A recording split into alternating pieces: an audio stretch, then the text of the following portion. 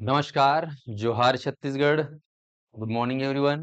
आप सभी प्रतिभागियों का स्वागत है। बलरामपुर से लेकर सुकमा और बीजापुर से जसपुर सभी प्रतिभागियों के लिए क्लास है।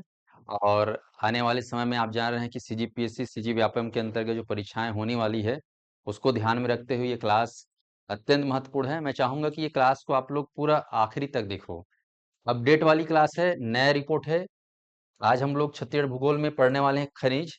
हर साल खनिज को लेकर छत्तीसगढ़ का जो सरकार है, गवर्नमेंट जो है, खनिज के आंकड़ों को हर साल अपडेट करती है। तो नए अपडेट आंकड़े इस साल के लिए, यानी कि 2025 के लिए कह सकते हो, जो भी एग्जाम होने वाले हैं उसमें ये खनिज के नए आंकड़ों के साथ आपको पढ़ना होगा।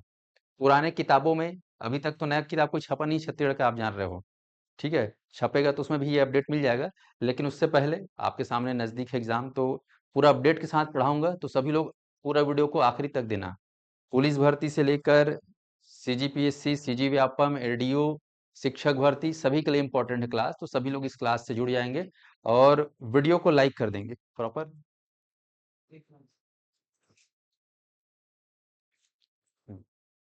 सभी को मेरी आवाज आ रही है कि नहीं, एक बार बता देंगे।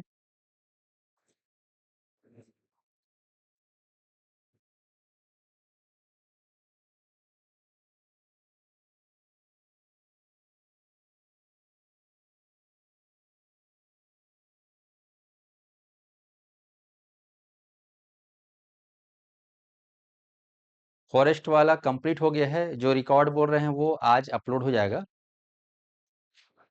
ठीक है जी।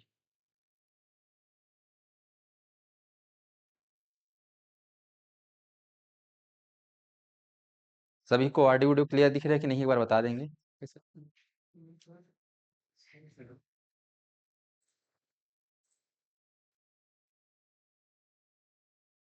हम्म।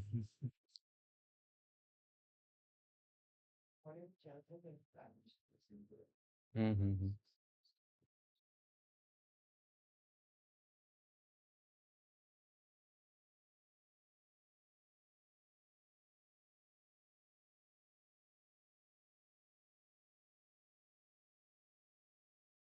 चलिए शुरू करते हैं फिर क्लास को।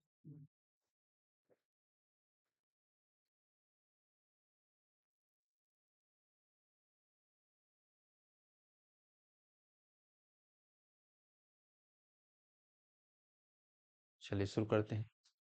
सब्सक्राइब नहीं हुआ इसमें, सब्सक्राइब कर दे रहा हूँ। हाँ? अच्छा, सब्सक्राइब नहीं हो सकता। अच्छा अच्छा। ठीक। हाँ, ठीक ठीक ठीक, कोई दिक्कत नहीं।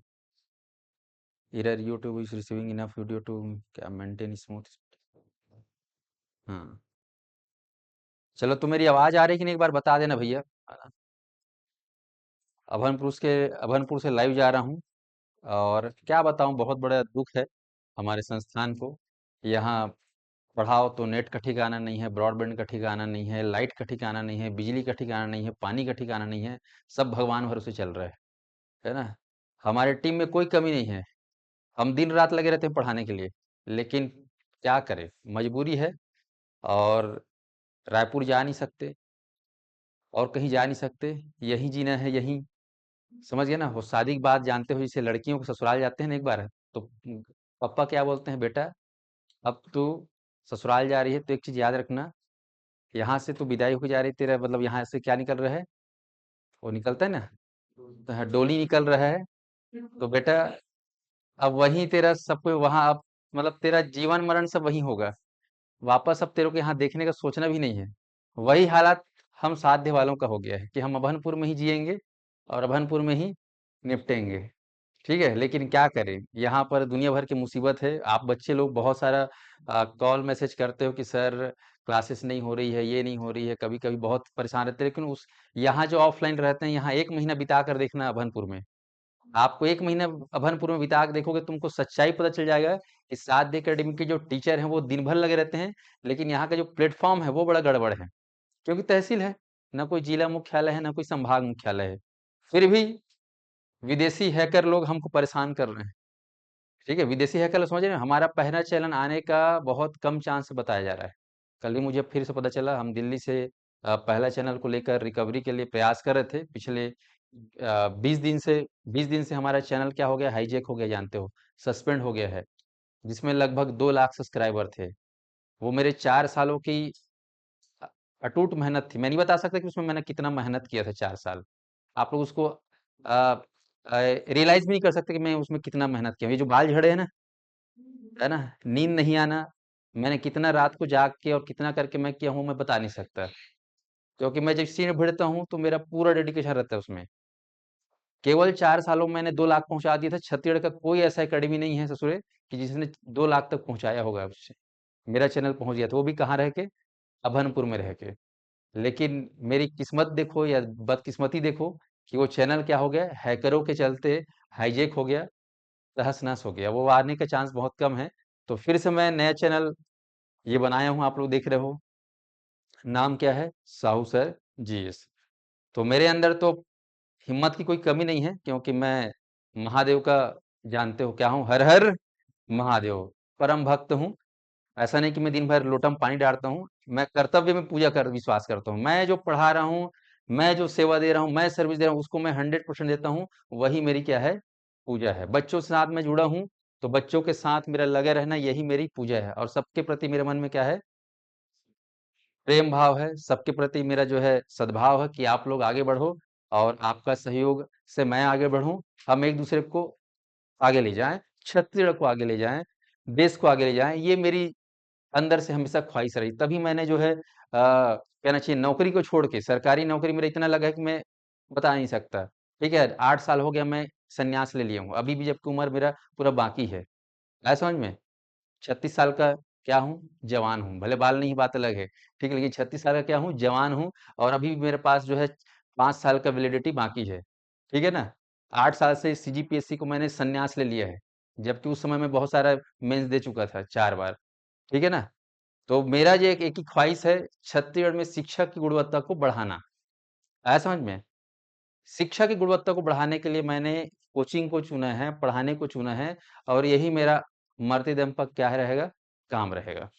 पढ़ाऊंगा, सिर्फ और सिर्फ पढ़ाऊंगा, क्योंकि मैं जानता हूँ कि छत्तीसगढ़ में शिक्षा की गुणवत्ता को लेकर कितनी कमियां हैं, अगर कंपेयर करेंगे अन्य स्टेट से। क्योंकि मैं कम से कम 6 स्टेट में रहकर पढ़ाई किया हूँ, अलग अलग स्टेट में। आया समझ में? तो वो सारी चीज़ों को मुझे लगता है कि यार, क्यों ना छत्तीसगढ़ के युवाओं को ऐसा प्लेटफ़ॉर्म दिया जाए कि वो बेहतर कर सकें। तो इसी के नाम से मैं बार-बार प्रयास करता हूँ, और बार-बार मेरे ऊपर एक से एक अटैक होता है। पता नहीं कारण क्या है, ऊपर वाले की क्या मर्ज़ी है, मैं नहीं जानता। लेकिन मेरी तमन्ना बस एक ही है कि मैं आप लोग साथ जीऊँ और आप लोग साथ मरूँ। यही मेरी तमन्ना है, और मैं मरते दम तक फटे हाल पढ़ाऊँगा। ठीक है? मेरे अंदर इतना खून है, इतना गरम, कि क्या बताऊँ? मेरा पढ़ाने मतलब पढ़ाना है। इसलिए मैं ये नया चैनल चालू किया हूँ। मेरी तमन्ना है कि मैं सीजीजीएस वाला नहीं हूँ ना, सीजीजीएस तो मेरे रग में है, लेकिन इंडियन जीएस मेरे आत्मा में है। तो उसको भी मैं क्या करूँगा, अब इस साल रिलीज़ करूँगा। ठीक है ना? इंडियन हिस्ट्री पढ़ाऊँगा तुम लोग को, इंडियन ज्योग्राफी पढ़ाऊँगा, और कॉन्स्टिट्यूशन जो भी इंडिया जीएस है वो पढ़ाऊँगा। क्योंकि छत्तीसगढ़ तो मेरा माटी है, कहना चाहिए। तो छत्तीसगढ़ पढ़ाने में कोई दिक्कत नहीं है, लेकिन इंडिया जीएस को पढ़ा के तुम लोग को मेरे को क्या करना है, सर्विस देना है। तो आप लोग अच्छे से पढ़ाई करेंगे, आप लोग अच्छे से करेंगे। मेरा पहला चैनल भले ही किसी कारणवश, है ना, कारण भी है, वो क्यों ऐसा हुआ वो मैं बता भी नहीं सकता। क्योंकि हमारी कुछ कमियां रही होंगी, क्योंकि इतने सारे स्टाफ्स हैं और इतने सारे सिस्टम्स हैं जिसमें लूप होल हुआ है। तो ये सारी चीज़ों को देखते हुए जो है कुछ गलतियां हुई हैं। पर गलतियों से सीखने की आदत अगर है आप में, सुधारने की, तो आप कहीं ना कहीं सरवाइव कर सकते हो। तो वो गलती हो गई है, ठीक है, हाईजैक हो गया है, हैकरों ने हैक कर दिया है। 2 लाख लगभग सब्सक्राइबर होने वाले थे, अच्छा खासा। मैं 20 दिन से यही परेशान था कि यार, मेरे कई सारे बच्चों से मैं जोड़ नहीं पा रहा हूँ। 2 लाख सब्सक्राइबर लगाना, इतना एक सब्सक्राइबर बढ़ाने में हालत खराब होता है। अच्छे पढ़ाओगे, ठीक पढ़ाओगे, तभी लोग आपको सब्सक्राइब करेंगे, अदरवाइज करेंगे ही नहीं। और मैंने 4 साल में कर दिया था। आज तक कभी जीवन में ब्रांडिंग नहीं किया। मेरे यूट्यूब में हमेशा एक बात होती है कि जितने भी, मैं बात नाम नहीं लेना चाहता वो एकेडमियों का, कि वो लोग ब्रांडिंग करते हैं अपने चैनल का, पैसा दिवा दिवा के सब्सक्राइब करवाते हैं। और ये अभी चल भी रहा है वो चीज। मैंने आज तक नहीं करवाया है। आज तक एक एड रन नहीं देखोगे मेरे नाम से। आज तक कभी तुम इंस्टा इंस्टा में कुछ नहीं देखोगे। एकदम प्योर, प्योर शुद्ध। और मैं जो करता हूँ भोलेनाथ को याद करके करता हूँ, दिखावा नहीं करता मैं। ठीक है, और वो करूंगा भी नहीं आगे चल के। पर मुझे ये खल हो रहा है कि यार, इतना करने के बाद मेरे साथ ऐसा हुआ है। तो मुझे दुःख तो है, मुझे पीड़ा भी है कि हम लोग इतने दिन-रात लगे रहते हैं परिवार को त्याग करके, बीवी-बच्चे वाले आदमी जबकि, है ना? छोटे-छोटे बच्चे हैं मेरे, है ना? परिवार से दूर रहता हूँ, साल में मुश्किल से 3 या 4 बार जाता हूँ, वो भी 2-3 दिन के लिए। दिन-रात मैं कोचिंग पे ही समय देता हूँ और ये तब से मैंने किया है, जब से मैंने कोचिंग स्टार्ट किया 2017 से। मेरी माँ ऊपर चली गई है, मैंने उनको कसम दिया है कि मैं इतना करके दिखाऊँगा कि लोग मेरे को जानेंगे। बनना तो मेरे को डिप्टी कलेक्टर था, पहले मैंने उसको गिव अप कर दिया, छोड़ा अब नहीं बनना मेरा डिप्टी कलेक्टर। लेकिन डिप्टी कलेक्टर मैं अपने मरते दम तक कई लोगों को बना के भेजूँगा और कई लोगों को टीचर बनाऊँगा, कई लोगों को नौकरी दिलाऊँगा। ये मैंने कसम खाया अपनी माँ से। और ऊपर में है वो देख रही होगी कि बंदा क्या कर रहा है और मैं करूँगा। तो मेरे अंदर तो पढ़ाने के लिए इतनी इच्छा है कि दुनिया वाला कोई साथ दे मत दे, ऊपर वाला बस साथ दे और मेरे अंदर मेरा स्वास्थ्य अच्छा रहे, मेरी वाणी अच्छी रहे और माँ सरस्वती मुझे अपना बुद्धि, ज्ञान सब कुछ देते रहे, तो मैं आपके बीच हमेशा जुड़ा रहूँगा। तो मैं चाहता हूँ कि आप लोग मुझे अपना प्यार, विश्वास जो पहला चैनल में दिए थे और वो अभी फिलहाल नहीं है हमारे सामने, तो मुझे दुःख है। ऐसा लग रहा है कि मैंने मैंने 4 साल का एक बच्चा को जो होता है ना माँ लोग जैसे सेवा करते हैं ना, वैसे ही मैंने अपने यूट्यूब चैनल को रात-दिन करके मैंने उसको ग्रो किया था और वो चैनल अचानक ऐसा हो गया। अब वो पीड़ा मैं कितना मेहनत किया हूँ आप लोग नहीं समझ सकते। वो एक माँ लोग समझेंगे बच्चे को कैसे वो करते हैं। भयंकर मतलब 24 घंटे मैं मतलब 15 घंटा उसको देता था, समझ लो।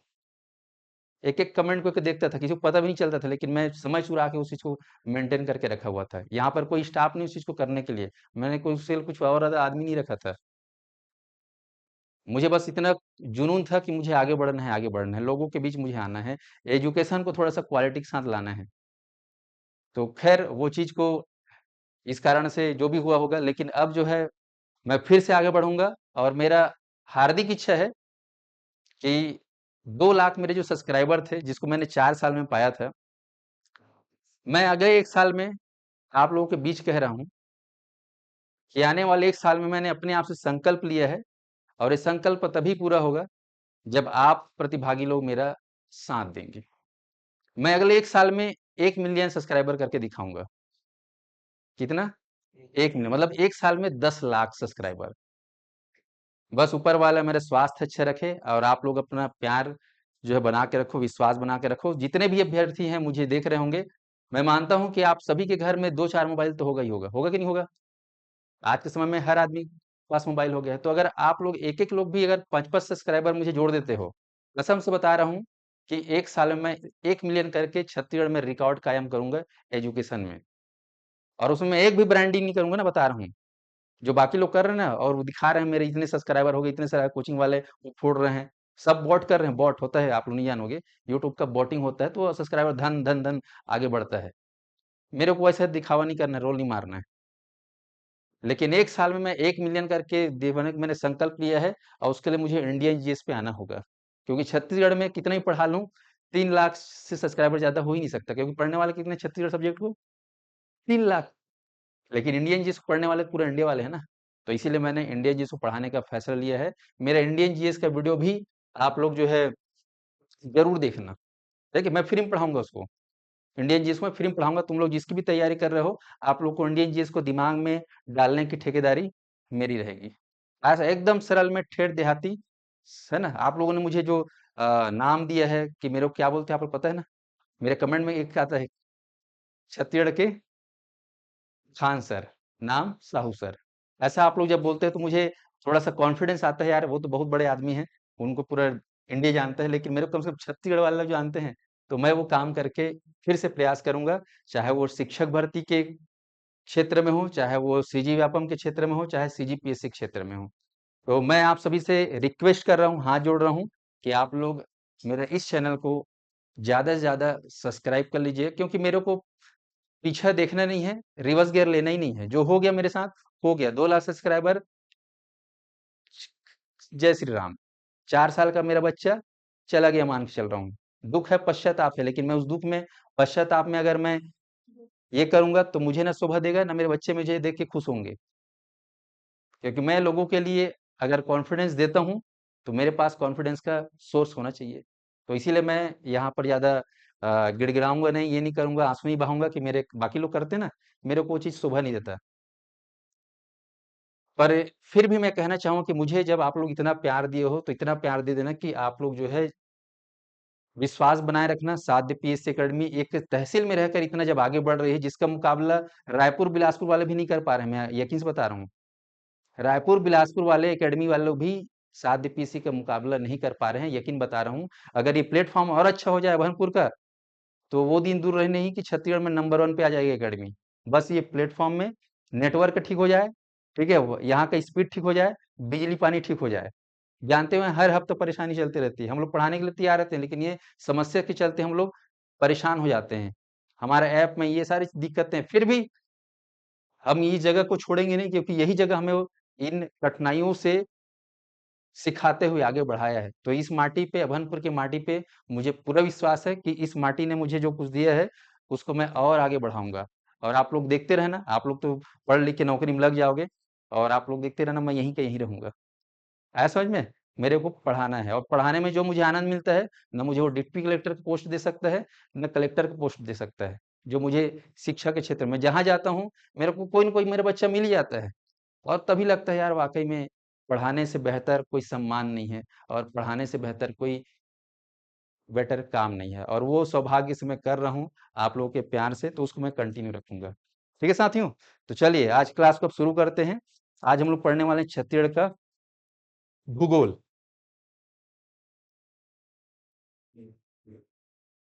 बाकी आप लोग को जो सब्जेक्ट पढ़ना रहेगा बिंदास कमेंट मारना, सब पढ़ा दूंगा मैं ना।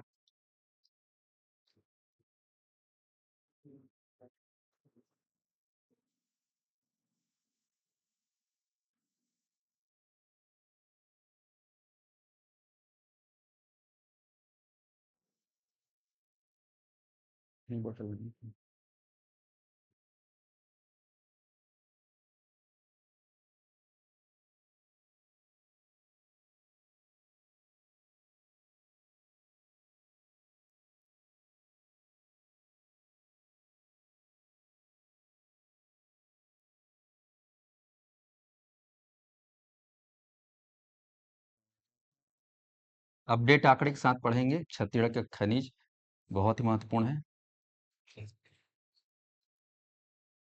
टॉपिक थोड़ा बड़ा है, इम्पोर्टेंट है, लेकिन पढ़ के जाना जरूरी है।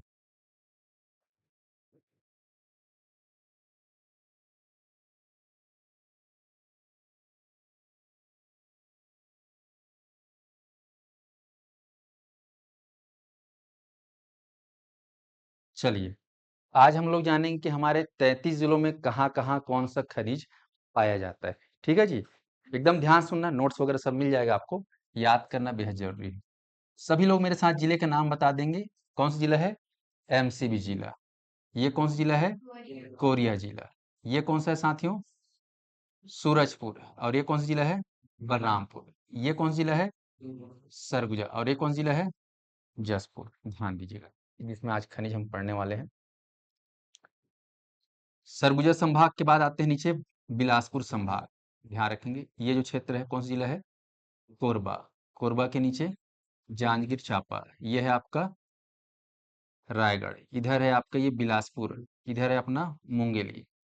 ये कौन सा है? जीपीएम। और ये कौन सा है? ये कौन सा जिला है? शक्ति। और ये है आपका सारंगढ़, भिलाईगढ़। ठीक है जी। चलिए, ये आपका दुर्ग संभाग का कबीरधाम। कबीरधाम के नीचे राजनांदगांव जिला, जिसके ऊपर और नीचे यानी कि दक्षिण और उत्तर में दो नए जिले बने हैं, एमएमए और केसीजी। बीच में आ गया है राजनांदगांव। यह है हमारा बेमेतरा। बेमेतरा के नीचे दुर्ग। और ये है आपका बालोद।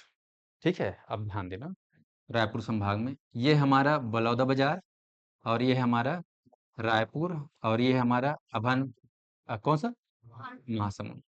और ये हमारा गरियाबंद। और ये अपना धमतरी। रायपुर संभाग सबसे पुराना संभाग। ये है आपका कांकेर जिला। ये अपना कोंडागांव, नारायणपुर मध्य में है, दंतेवाड़ा, बस्तर, बीजापुर और सुकमा। 135 191 वर्ग किलोमीटर में फैला हुआ है आर्थिक सर्वेक्षण के अनुसार। ध्यान दीजिएगा, इसमें हमको देखना है खनिज। ध्यान दीजिएगा, मिनरल्स जिसको हम लोग बोलते हैं, खनिज। ज मतलब होता है उत्पन्न होना, खनिज। ठीक है, खान के, खोद के, जिसको हम निकालते हैं, प्राप्त करते हैं, उसको बोलते हैं खनिज। आप लोहा देख लो, कोयला देख लो, खोद के निकालते ही नहीं निकालते हैं, खनन करके। तो खनन की प्रक्रिया के द्वारा जो उत्पन्न होता है उसे बोला जाता है खनिज। और आप हमारे देखेंगे कि भूगर्भिक में या भूगर्भ में कई सारे खनिज प्राप्त है। तो इसको हमको जो है छत्तीसगढ़ के पर्सपेक्टिव में समझना है कि छत्तीसगढ़ के क्षेत्र में आप देख रहे हो छत्तीसगढ़ का टोटल एरिया कितना है, 135, 192 या 191। आर्थिक सर्वेक्षण 191 आज ही बोल रहा है। आप लोगों को मैंने बताया है कि इस कुल जो एरिया है छत्तीसगढ़ का, इसमें फॉरेस्ट एरिया भी है, फॉरेस्ट रिसोर्स भी पढ़ाए हो आप लोगों को। क्या आप लोग बता सकते हो छत्तीसगढ़ के कुल क्षेत्र में कितना एरिया में वन है? 59,820.78, इतना स्क्वायर, जो कि अपने आप में छत्तीसगढ़ के कुल भौगोलिक के देखा जाए तो 44.25% है। यानी कि छत्तीसगढ़ में वन संपदा भी समृद्ध है। ठीक ऐसे ही खनिज संपदा भी समृद्ध है हमारे छत्तीसगढ़ में। हमारे छत्तीसगढ़ में आप देखेंगे तो छत्तीसगढ़ के भूभाग में लगभग 28 प्रकार के खनिज पाए जाते हैं। ध्यान रखना कितने प्रकार के, 28 प्रकार के खनिज आपको देखने को मिलेंगे। और इस 28 प्रकार के खनिजों से माता या छत्तीसगढ़ महतारी जो है कहना चाहिए समृद्ध है, जिसमें से अभी वर्तमान में अगर देखा जाए तो इस 28 खनिजों में से 21 प्रकार के खनिजों का ध्यान रखना, 21 प्रकार, ये 28 भी प्रकार है खनिज के, और 21 प्रकार, इतने प्रकार के खनिजों का हम लोग उपयोग कर रहे हैं या उत्खनन कर रहे हैं, को ध्यान रखना है। उत्खनन, प्रश्न आता है कि छत्तीसगढ़ में कितने प्रकार के खनिजों का उत्खनन हो रहा है, तो आपको बोलना है 21। सगुन का 21 याद रखो, आप लोग जब शादी ब्याह होता है या चंदा वंदा देते हो तो क्या देते हो, 21 या 11 या 51, ऐसे देते हैं नहीं, या 101 रुपए देते हो। तो यहाँ पे याद रखो 21 प्रकार के खनिजों का क्या हुआ है, हो रहा है, उत्खनन हो रहा है कितने प्रकार के खनिज हमारे यहाँ, 28 प्रकार के। तो ध्यान दीजिएगा कि हमारे राज्य सरकार ने जो है खनिजों का जो है उत्खनन कराकर राजस्व में अपना वृद्धि कर रहा है। और ये जो खनिज है ध्यान रखिएगा, इस खनिज में से खनिजों को जो है वर्गीकरण किया है या कहना चाहिए क्लासिफाई किया है दो प्रकार से। कुछ खनिज जिससे बहुत ज्यादा हमें रॉयल्टी प्राप्त हो रही है, जिसका उत्खनन से हमें राजस्व अच्छा खासा मिल रहा है, जिसका रेट भी काफी नेशनल लेवल पे सबसे ज्यादा है, अच्छा खासा है, उसको मुख्य खनिज माना है। और वहीं जिसका रेट कम है कहना चाहिए, है भंडारण पर्याप्त लेकिन रेट उसका कंपेरेटिवली कम है, उसको बोला गया है गौण खनिज। तो आपको बेसिक में ये समझना होगा कि खनिज में से कौन सा है मुख्य खनिज और कौन सा है आपका गौण खनिज। आया समझ में, गौण खनिज और मुख्य खनिज। गौण को अन्य नहीं बोल सकते, सेकेंडरी, ये प्राइमरी मिनरल्स और सेकेंडरी मिनरल्स। तो प्राइमरी मिनरल और सेकेंडरी मिनरल के बारे में आपको जानना होगा कि किसको बोला जाता है प्राइमरी और सेकेंडरी, और इसके द्वारा राजस्व की प्राप्ति कितनी हो रही है उसको भी हम समझने का प्रयास करेंगे। चलिए, ऑनलाइन में 234 लोग जुड़ गए हैं। सभी प्रतिभागियों से मैं कहना चाहूंगा कि वीडियो को लाइक कर दीजिए। पहले तो सभी प्रतिभागी वीडियो को लाइक कर देंगे। चल, तो हम अब जानते हैं कि छत्तीसगढ़ में मुख्य खनिज कौन सा है और गौण खनिज। जीरो से पढ़ा रहा हूँ ना, थोड़ा मैं फटाक से पढ़ा रहा हूँ क्योंकि एग्जाम सामने है, पर टू द पॉइंट पढ़ेंगे। चलिए ध्यान दीजिएगा। सबसे पहले बात करते हैं मुख्य खनिज किसको कहा जाता है। छत्तीसगढ़ का मुख्य खनिज कह सकते हो। तो नंबर वन पे आपको ध्यान रखना है, जैसे कि आप ये मैप देखेंगे, इस मैप में आप जानते हैं कि छत्तीसगढ़ में संभाग कितने हैं भाई, 5 संभाग है ना, सभी को मालूम होना चाहिए 5 संभाग। ये आपका कौन सा संभाग है, सरगुजा संभाग। उसके नीचे कौन सा संभाग है बताओ, ये वाला, ये अपना बिलासपुर संभाग।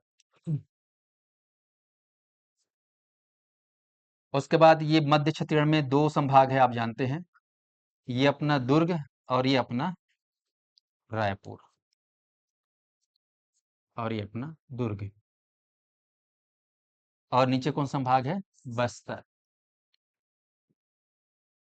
छत्तीसगढ़ में आप देखेंगे कि खनिज जो है समृद्ध है, खनिज का वैरायटी ही आप देख रहे हो, लगभग 28 प्रकार के खनिज है, जिसमें मुख्य खनिज और गौण खनिज दोनों शामिल है। पर इस पांचों संभाग में 5 आपको मेन मेन मुख्य खनिज दिखाई देंगे। देखिए यहाँ पर बस्तर की बात करेंगे तो बस्तर क्षेत्र का जो मुख्य खनिज है वो है आपका लौह अयस्क। लौह अयस्क बेस कितने स्ट्रांग है देखो, बेस किससे बना हुआ है, लोहा। छत्तीसगढ़ का बेस क्या है, लोहा। जैसे आप लोग जब घर बनाते हो तो आजकल कॉलम उठाते हैं। कॉलम किससे उठता है? उसका जो आधार होता है, रीढ़ की हड्डी, छड़ होता ही नहीं होता है, छड़ वो जी सीमेंट थोड़ी ना होता है, रेती क्या होता है? छड़, गोयल, टीएमटी, सरिया। ऐसे ही जो है लोहा से कहने चाहिए वो बना है, तो वैसे ही आपका जो बस्तर है वहां का जो मेन मुख्य खनिज क्या है? लौह अयस्क। और दूसरा है टीन। याद रखना, दूसरा क्या है? टीन।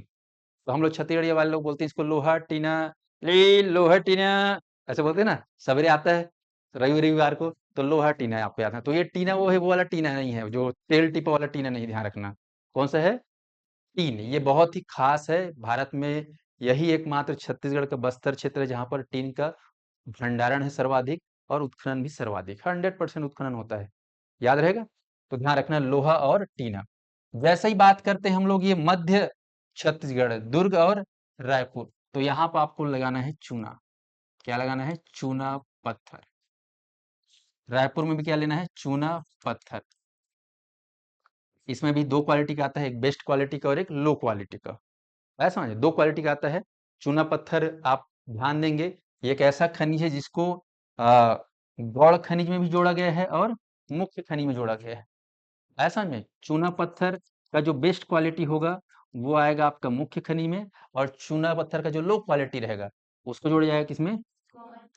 गौड़ खनिज में। ये आपको ध्यान रखना है। इसको बोलते हैं निम्न श्रेणी और उच्च श्रेणी। ये उच्च श्रेणी, ठीक है। ये आपको ध्यान रखना है। तो लो क्वालिटी या हाई क्वालिटी कह सकते हैं, चूना पत्थर दोनों में शामिल है। तो रायपुर और दुर्ग की माटी के अंदर या गर्भ के अंदर में आपको क्या मिलेगा? चूना पत्थर। जो भी यहाँ पे जिला होगा इस संभाग में, मार देना दन से क्या? चूना। जिसे बस्तर में मार देना क्या? सब जगह लोहा। आंख मूंद के मार देना, सब जगह लोहा मिलता है। स्पष्ट है? चलिए अब बात करते हैं बिलासपुर। तो बिलासपुर में भी आपको देखने को मिलेगा चूना। क्या मिलेगा यहाँ पर? चूना पत्थर। बेसिकली छत्तीसगढ़ का जो मध्य छत्तीसगढ़ है, जहां पर दुर्ग, रायपुर और बिलासपुर संभाग है, यहाँ पर चूना पत्थर देखने को मिलेगा। और दूसरा जो है खास को ध्यान रखना है, बिलासपुर में एक खास खनिज डोलोमाइट। कौन सा मिलता है? डोलोमाइट। हालांकि डोलोमाइट मुख्य खनिज में शामिल में नहीं है, लेकिन बहुत ज्यादा इंपॉर्टेंट है डोलोमाइट। और ये दोनों साथ में रहते हैं। इसको मैं बोलता हूँ महतारी बेटी। क्या बोलते हैं इसको मैं? महतारी बेटी। बेटी है डोलोमाइट और महतारी है चूना पत्थर। तो जहां चूना पत्थर वहां पर डोलोमाइट मिलने की आशंका भरपूर रहती है। तो बिलासपुर में चूना पत्थर और डोलोमाइट मार्ग। अब यहाँ पर ध्यान रखना, आते हैं सरगुजा संभाग। जैसे ही सरगुजा संभाग बोलेंगे तो यहाँ पर आपको ध्यान रखना है, मेन आपको लेना है कोयला। कोयला मुख्य खनिज कोयला।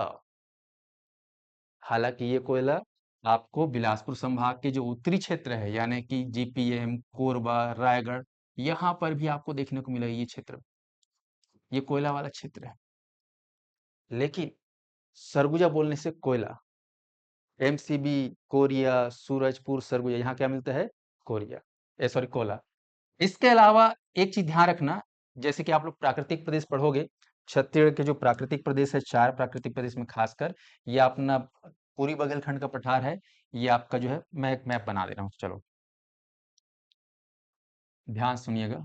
ऑनलाइन के जितने भी छात्र हैं, वीडियो को लाइक शेयर कर देंगे सभी। खनिज पढ़ रहे हैं हम लोग, छत्तीसगढ़ का खनिज नए आंकड़ों के अनुसार। सपोज ये हमारा छत्तीसगढ़ का क्षेत्र,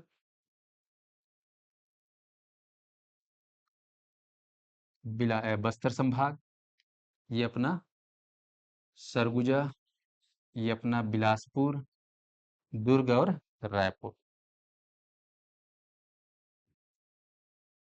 प्राकृतिक प्रदेश जीवन भर के लिए याद रखना, कितने हैं प्राकृतिक प्रदेश? तो आपको बोलना है 4। आजकल कई लोग 4 आंखी वाले हो गए हैं। हो गए हैं नहीं? मेरे को ही देख लो, आप लोग में भी कई लोग हो गए हैं। तो 4 आंखों से देखना है प्रकृति को। प्रकृति को कितनी आंखों से देखोगे? 4 आंखों से, उससे क्लियर दिखाई देता है। ठीक है, नेचर को 4 आंखों से देखना है। प्रकृति है ना, प्राकृतिक प्रदेश, तो 4 आपको देखना है। तो पहला जो है, बोल सकते हो क्षेत्रफल के आधार पर सबसे बड़ा प्राकृतिक प्रदेश है आपका छत्तीसगढ़ का मैदान। छत्तीसगढ़ का मैदान। ये प्राकृतिक प्रदेश जो है आपको इस क्षेत्र में देखने को मिलेगा। ये पूरा जो क्षेत्र है, इसको क्या बोलेंगे? छत्तीसगढ़ का मैदान। इसको मैं दे रहा हूँ 1 नंबर। ये अपना 1 नंबर। इसको महानदी बेसिन ही बोलते हैं, क्योंकि इस मैदानी क्षेत्र में कौन सी नदी बह रही है? महानदी। ध्यान रखिएगा, महानदी बेसिन। दूसरा है आपका, आपको ध्यान रखना, नीचे बस्तर में यहाँ पर है दंडकारण्य का पठार। पर्वतीय क्षेत्र है, ऊंचा भूमि है, तो पर्वत के समूहों को क्या बोलते हैं? पठार। तो दंडकारण्य का पठार ये आपका दूसरा क्षेत्र है, दूसरा बड़ा प्राकृतिक प्रदेश। सबसे बड़ा प्राकृतिक प्रदेश है छत्तीसगढ़ का मैदान, दूसरा है दंडकारण्य का पठार, तीसरा है, साथियों आपको याद रखना है, ऊपर में यहाँ पर ये वाला जो क्षेत्र है, जिसमें से जसपुर जिला को हटा देना है एकदम से, और थोड़ा बहुत बलरामपुर का दक्षिण पूर्व हिस्सा को, और आपका जो है सरगुजा का जो है पूर्वी इलाका है उसको थोड़ा सा स्किप कर देना है, तो वो कहलाएगा आपका पूर्वी बघेलखंड का पठार।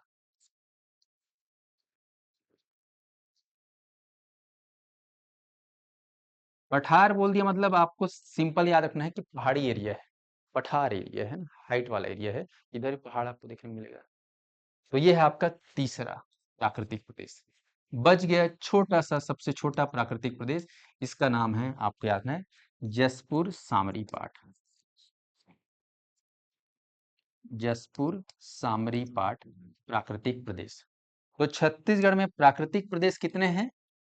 4। सबसे बड़ा प्राकृतिक प्रदेश छत्तीसगढ़ का मैदान, दूसरे नंबर पे दंडकारण्य पठार, तीसरे नंबर पे पूर्वी बघेलखंड पठार, और चौथे नंबर पे जसपुर सामरी।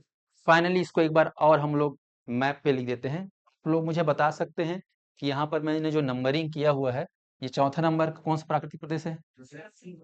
वेरी गुड, जसपुर सामरी पाट प्राकृतिक प्रदेश। ये तीसरा नंबर बता सकते हैं क्या है? पूर्वी बघेलखंड का पठार।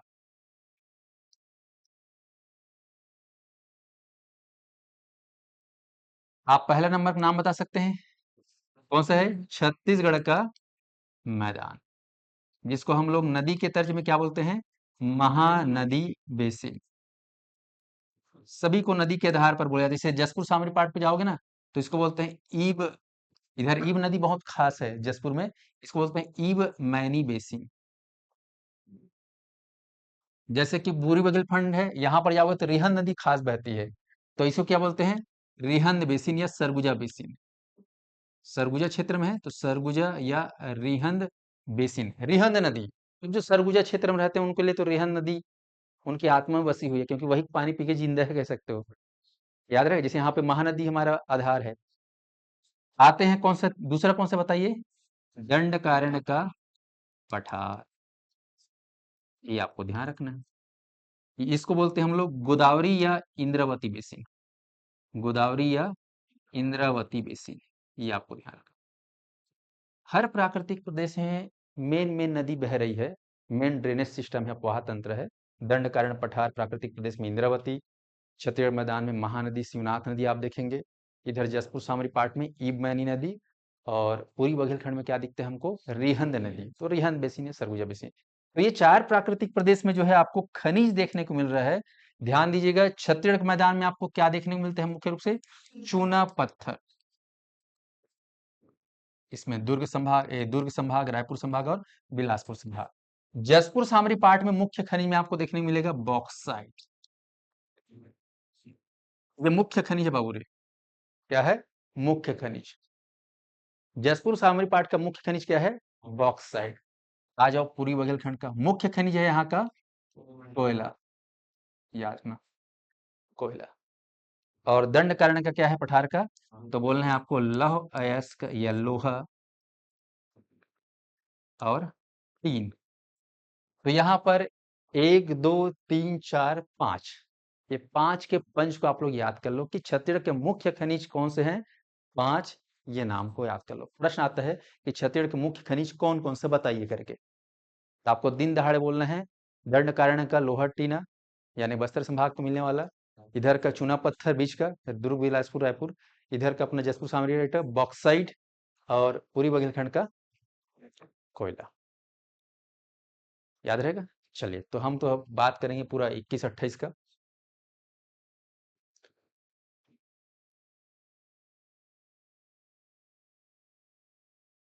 तो मुख्य खनिज, चलिए मेरे साथ बोलेंगे। नंबर वन पे हमेशा याद रखना, छत्तीसगढ़ में मुख्य खनिज क्या है बोलने से? कोयला। आज से आप लोग याद कर लीजिए कि राज्य का सबसे प्रमुख खनिज कौन सा है? कोयला।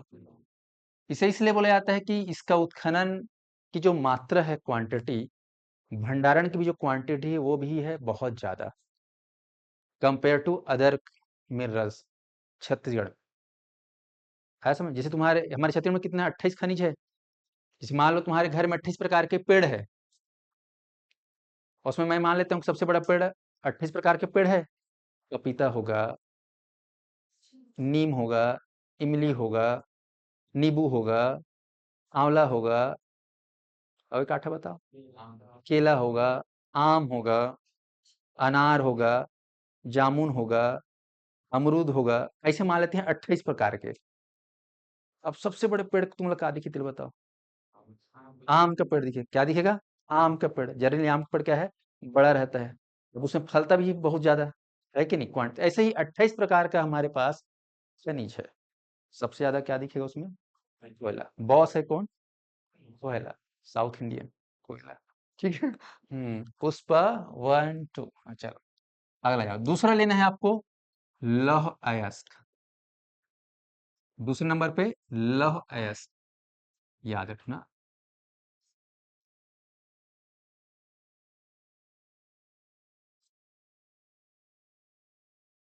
तीसरा, ठीक है, चूना पत्थर, याद करें। और चौथा बॉक्साइट, और पांचवा है टीन। ये हो गए पांच मेन। इसके अलावा और भी मुख्य खनिज है जिसमें आपका नाम आएगा। थोड़ा ज्वेलरी वाला आइटम को जोड़ते हैं, जिससे ज्वेलरी बनते हैं, आभूषण। बताओ। सोना, या स्वर्ण जिसको बोल सकते हैं आप लोग, गोल्ड, स्वर्ण, अयस्क। हाँ हीरा, हाँ, ठीक है, डायमंड है ना, हीरा। चांदी जो है हमारे यहाँ मिलता है लेकिन बहुत ही कम। क्या बोलेंगे इसको? चांदी। ठीक है, हालांकि चांदी को मुख्य खनिज में नहीं जोड़ा गया है क्योंकि इसकी जो मात्रा है, क्वांटिटी बहुत ही कम है, इसलिए इसको जोड़ा नहीं गया है। लेकिन सोना और हीरा को जोड़ा गया है। ओके, ये आपको ध्यान रखना है। इसके अलावा मुख्य खनिज में अगर देखा जाए तो एलेक्जेंड्राइड, आप लोग पढ़ोगे, हीरा का एक संगवारी है एलेक्जेंड्राइड। इसको गरीबों का हीरा बोला जाता है। एलेक्जेंड्राइड को क्या बोलते हैं? गरीबों का हीरा। तो अमीरों का हीरा कौन सा है जी? हीरा है। ये ये अंबानी वाला है और ये हम लोग का है कि नहीं? चलिए, तो ये ध्यान दी। इसके अलावा जो है आप देखेंगे तो गार्नेट, गार्नेट मुख्य खनिज में शामिल है आपका। गार्नेट के अलावा आपका जो है बेलेडिनियम, मोल्डिंग सैंड, बेलेडिनियम मोल्डिंग सैंड, ये मुख्य खनिज है। इसको थोड़ा थोड़ा सा ध्यान रखना।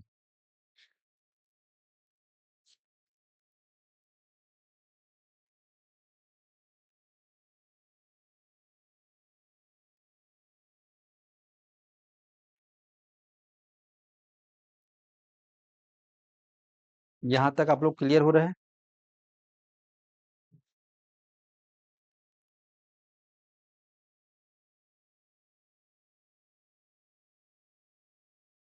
फ्लोराइट, और लिख लेते हैं मुख्य खनिज में फ्लोराइट। सोप स्टोन, और भी दुनिया भर के लिख सकते हैं, पर लेकिन तुम लोग को दिमाग में कितना को याद करना है? ये पांच को। ठीक है, और सोना हीरा को तो थोड़ी इज्जत देना है क्योंकि इससे हमारी इज्जत बढ़ती है। ठीक है, किसको? हीरा और सोना को। बाकी पांच को एग्जाम के हिसाब से मेन है। इसके बाद अगला रखो, मुख्य खनिज के बाद गौड़ खनिज। ध्यान देंगे। गौड़ खनिज, इसका भी उत्खनन हो रहा है। तो गौड़ खनिज में आप लोग को बोलना है सरल भाषा में, मिट्टी, मुरुम, रेती, जिसको हम बोलेंगे रेत, ये भी खनिज है। इसके भी खरीदी बिक्री होता नहीं। आप जैसे घर वर बनाओगे तो मिट्टी की जरूरत पड़ती है, मुरुम की जरूरत पड़ती है, रेत की जरूरत पड़ती है। तो ये इनका भी कहना चाहिए ये भी खनिज है। इसको भी हम लोग खुदाई करके क्या करते हैं, निकालते हैं कहना चाहिए। आप लोग देखोगे रेत कहाँ मिलता है खास कर बताओ, नदी में। और मुरुम कहाँ मिलता है? हाँ, भाटा एरिया में ज्यादा मिलता है। भाटा एरिया में ज्यादा मुरुम मिलता है, तो आपको ध्यान रखना। इसके अलावा आपका फर्शिंग पत्थर, पत्थर जो होते हैं ना, पत्थर पत्थर में खासकर वो घर में बिछाते हैं ना, फर्शिंग पत्थर। हाँ, फर्शिंग पत्थर। इसके अलावा आप लोग संग मर मर, हमारे छत्तीसगढ़ के हिसाब से देखा जाए तो ग्रेनाइट, ये अपना। और इसके अलावा dolomite, fire clay, China clay, fire clay, China clay, white clay. क्या होता है क्ले पता है? मिट्टी, एकदम चिकनी मिट्टी, जो थोड़ा एकदम हाँ सॉफ्ट, जैसे मूर्ति वूर्ति बनाते नहीं है, मूर्तिकार लोग, तो एकदम चिकनी मिट्टी का प्रयोग करते हैं। अगर थोड़ा उसमें व्हाइट पना है तो व्हाइट क्ले होगा। अगर कहना चाहिए वो जैसे प्लेट व्लेट बनता है, चीनी क्लब देखे हो, कटोरी वटोरी चाय वाय पिए हो, चीनी क्ले से बनता है वो, है ना। फायर क्ले ये आपका जैसे कि देखना, आजकल जो ईंटा बनता है, एक ठो ईंटा बनता है फायर क्ले वाला ईंटा, देखोगे जितना भी राखड़ से बनता है, राखड़ बोलते हैं ना, राखड़ को ही बोलते हैं क्या, फायर क्ले। आग जलने के बाद चूल्हा से जो निकलता है राखड़, और उधर क्या बड़े बड़े चिमनी भट्टी से निकलता है इंडस्ट्री से, वो भी राखड़ है। तो उसी राखड़ से क्या बनाया जाता है, ईंटा, तो उसको बोलते हैं फायर क्ले। इसके अलावा जो है अपना चूना पत्थर, क्वार्ट्ज। चूना पत्थर एक ऐसा खनिज है जो दोनों में शामिल है, ये निम्न श्रेणी वाला, और क्वार्ट्ज। तो याद रखिएगा कि यहाँ पर गौड़ खनिज कौन कौन सा है, मिट्टी, मुरूम, रेत, पत्थर, संगमरमर, granite, fire clay, China clay, white clay, चूना पत्थर लो क्वालिटी, और क्वार्ट्ज। ये मेन मेन है ना। मैं यहाँ पर पूरा 28 गिनवा नहीं रहा हूँ, आप लोग के दिमाग में बस मेन मेन चीजों को याद करवा रहा हूँ। ये चीज याद रखना, गौड़ खनिज है और ये अपना मुख्य खनिज। अब इन दोनों खनिजों का जो है हमको योगदान देखना है जीएसडीपी में। थोड़ा सा आंकड़ों पे हम बात करते हैं कि 21 प्रकार के खनिजों का उत्खनन हो रहा है, जिसे मुख्य खनिज और गौण खनिज का योगदान कितना है छत्तीसगढ़ के राजस्व में। राजस्व मतलब क्या होता है पता है आप लोगों को, पैसा। तो छत्तीसगढ़ के सकल घरेलू उत्पाद में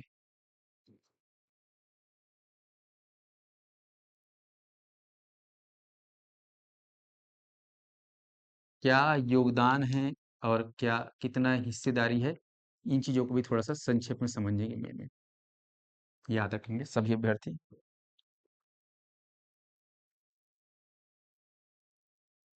एक चीज ध्यान रखना कि हम पढ़ रहे हैं कि छत्तीसगढ़ में खनिजों की प्राप्ति मुख्य खनिज और गौण खनिज से होती है। तो हमारे यहाँ मुख्य खनिज और गौण खनिज, ये इसका परसेंटेज आपको अच्छे से याद रखना है कि इस साल जो हमारा आर्थिक सर्वेक्षण है उसमें पता चल रहा है कि मुख्य खनिज जो है आपका, और गौण खनिज, राजस्व में जो इसका योगदान है 96.21, 96.21%।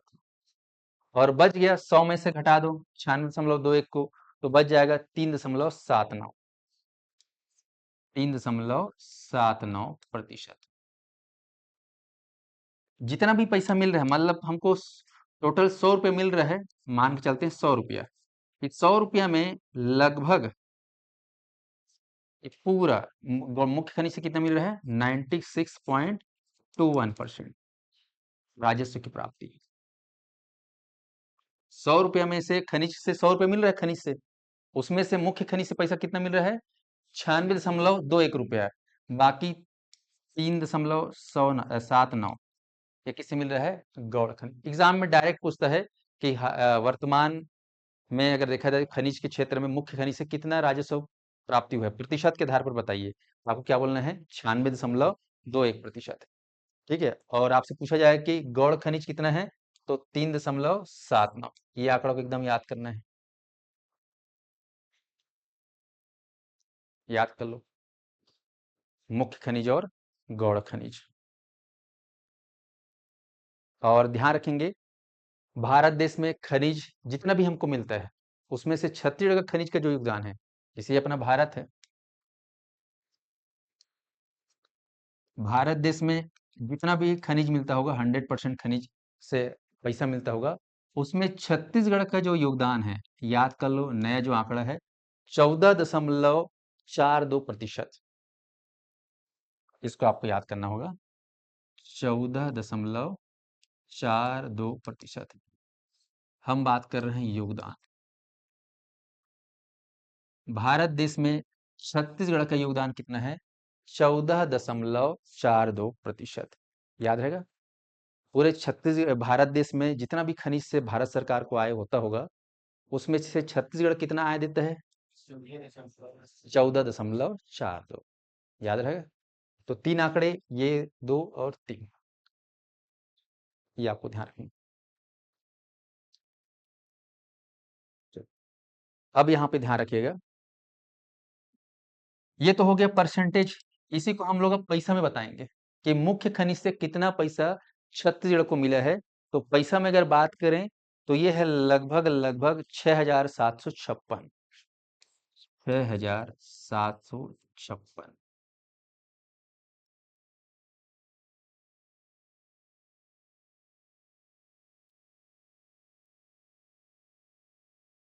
दशमलव 97 करोड़।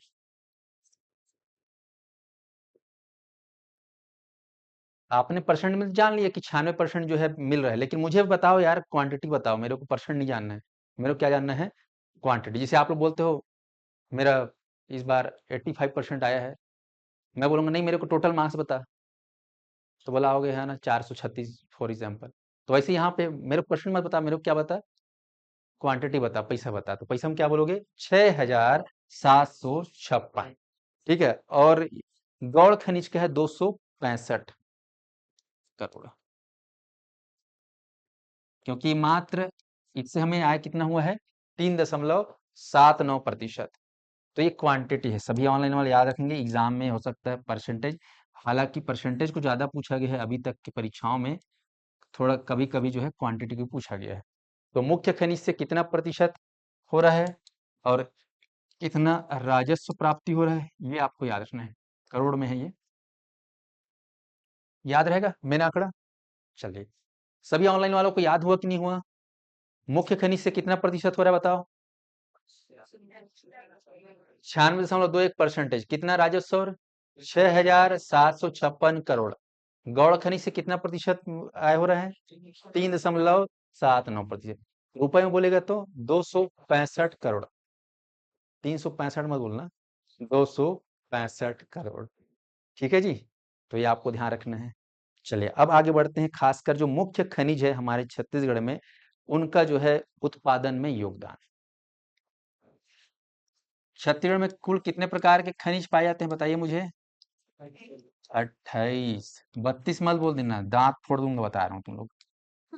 हाँ, 32 कितना होता है? आदमी का दांत होता है। और तुमको इधर क्या बोलना है? खनिज में 28। हम बात करेंगे मुख्य खनिज, तो मुझे एक बार फिर से बता दो, लगता है आप लोग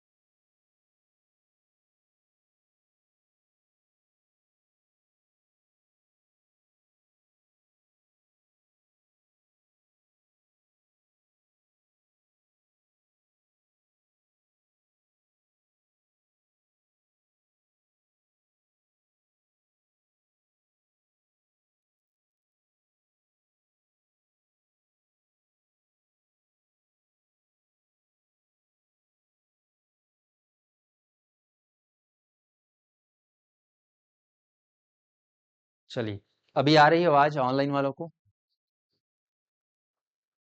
मेरी आवाज आ रही है?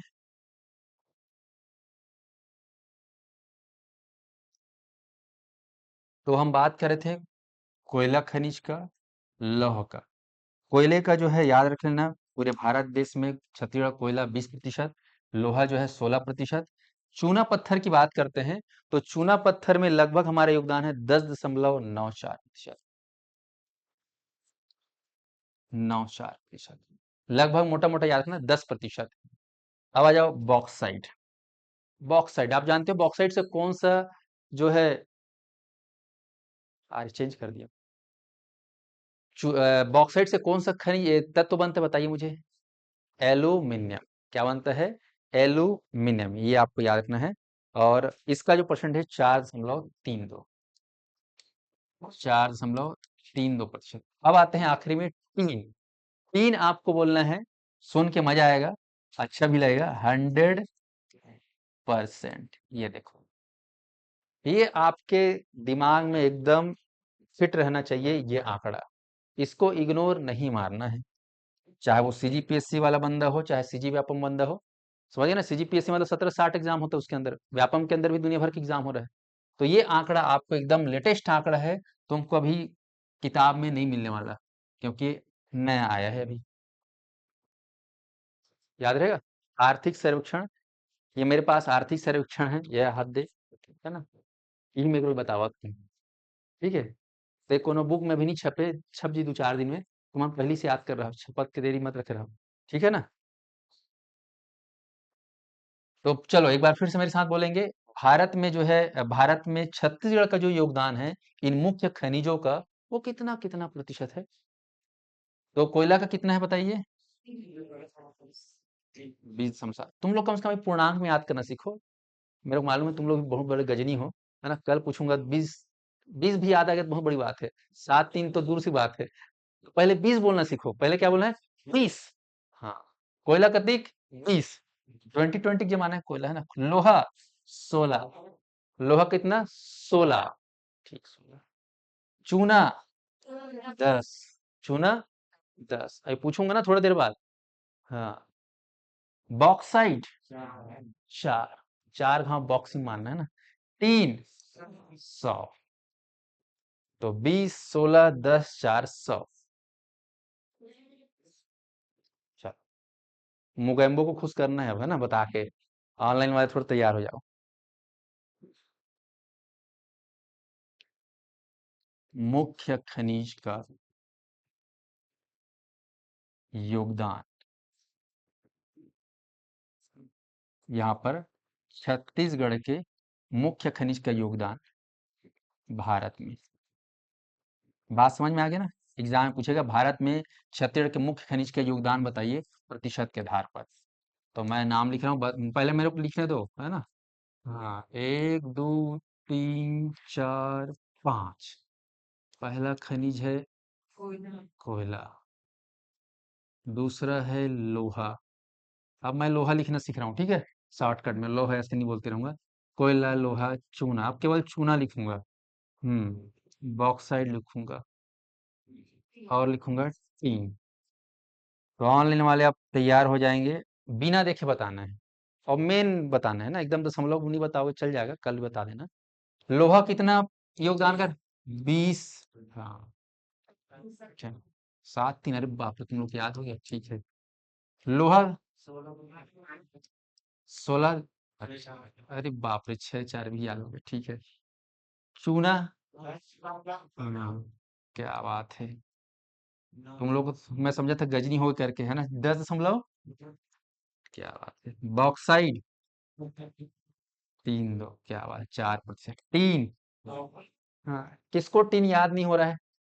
लोटम फेंक के मारूंगा, है ना।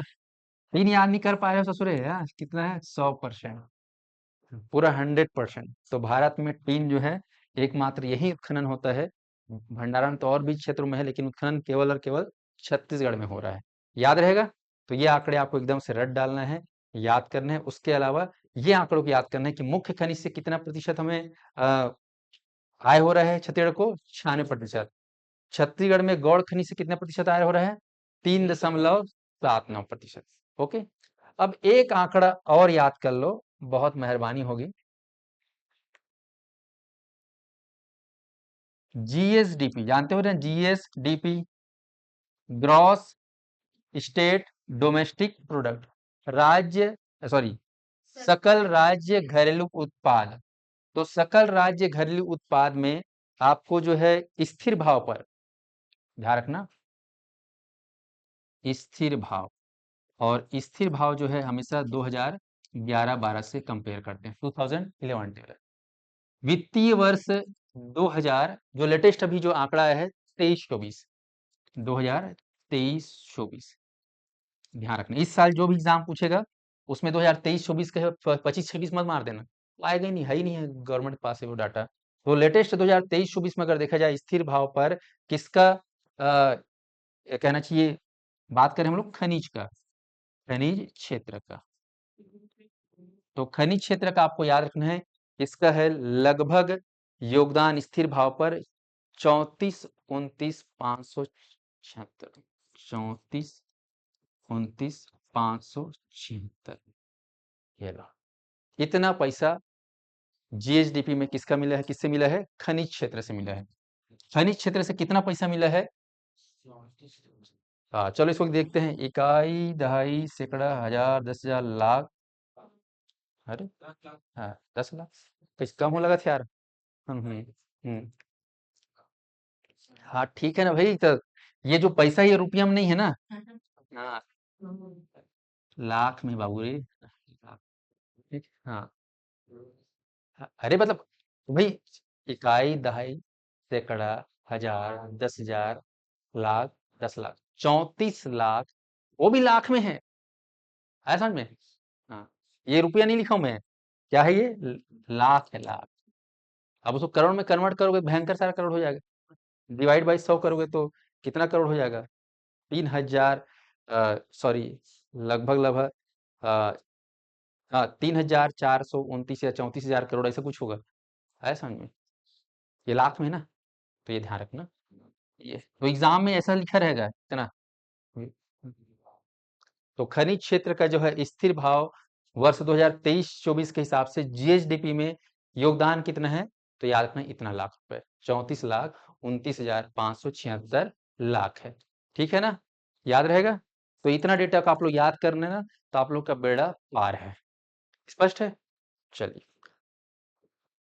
अब हम लोग बात करने वाले हैं, छत्तीसगढ़ में इतने सारे खनिज हो रहे हैं, खनिज के प्रमुख उत्खननकर्ता के बारे में बात करेंगे। उत्खनन कर्ता, जो खनिज उत्खनन कर रही है, तो इसमें सबसे पहले नाम आता है, इसमें आप लोग जो है केंद्र और राज्य, केंद्र सरकार की कुछ कंपनियां हैं, कुछ राज्य सरकार की कंपनियां हैं, और कुछ निजी कंपनियां हैं, निजी स्वामित्व की। समझ में आ रहा है आप लोग को, ये सेंट्रल गवर्नमेंट, ये अपना स्टेट गवर्नमेंट, और ये अपना प्राइवेट सेक्टर। आज खनिजों के उत्खनन में कहीं ना कहीं प्राइवेट सेक्टर भी बाजी मार रहा है। अडानी सुने होंगे, अंबानी सुने होंगे, है ना, महानदी कोलफील्ड, सॉरी अपना ये दुनिया भर का छोटे छोटे और भी, जिंदल सुने होंगे, कोयला वाला उत्खनन करता ही नहीं करता है। बहुत सारे ऐसे प्राइवेट कंपनी हैं, वो भी खनिजों का उत्खनन कर रहा है। तो हमें मेन तो स्टेट गवर्नमेंट के साथ साथ सेंट्रल गवर्नमेंट के जो खनिज उत्खनन कंपनी है उसके बारे में याद करना है। सबसे पहले बात करते हैं, केंद्र सरकार की कंपनी है जो छत्तीसगढ़ में उत्खनन करे, उसमें सबसे पहला नाम आता है एनएमडीसी, याद रखना, एनएमडीसी। एनएमडीसी का पूरा नाम आप लोग कमेंट करेंगे ऑनलाइन वाले, national mineral development corporation, national mineral development corporation, Hindi में क्या बोलेंगे इसको, राष्ट्रीय खनिज विकास निगम, राष्ट्रीय खनिज विकास निगम। ये जो छत्तीसगढ़ में राष्ट्रीय खनिज विकास निगम है, इसके द्वारा कौन से खनिज का उत्खनन होता है करके प्रश्न आता है। तो मुझे लगता है कि आप लोग बिना तैयारी करे भी इसको बता सकते हो। चलो बताओ। कोयला की, टीना की, बॉक्साइट की, चूना पत्थर, बताओ। ऑनलाइन वाले कमेंट करेंगे। हम्म,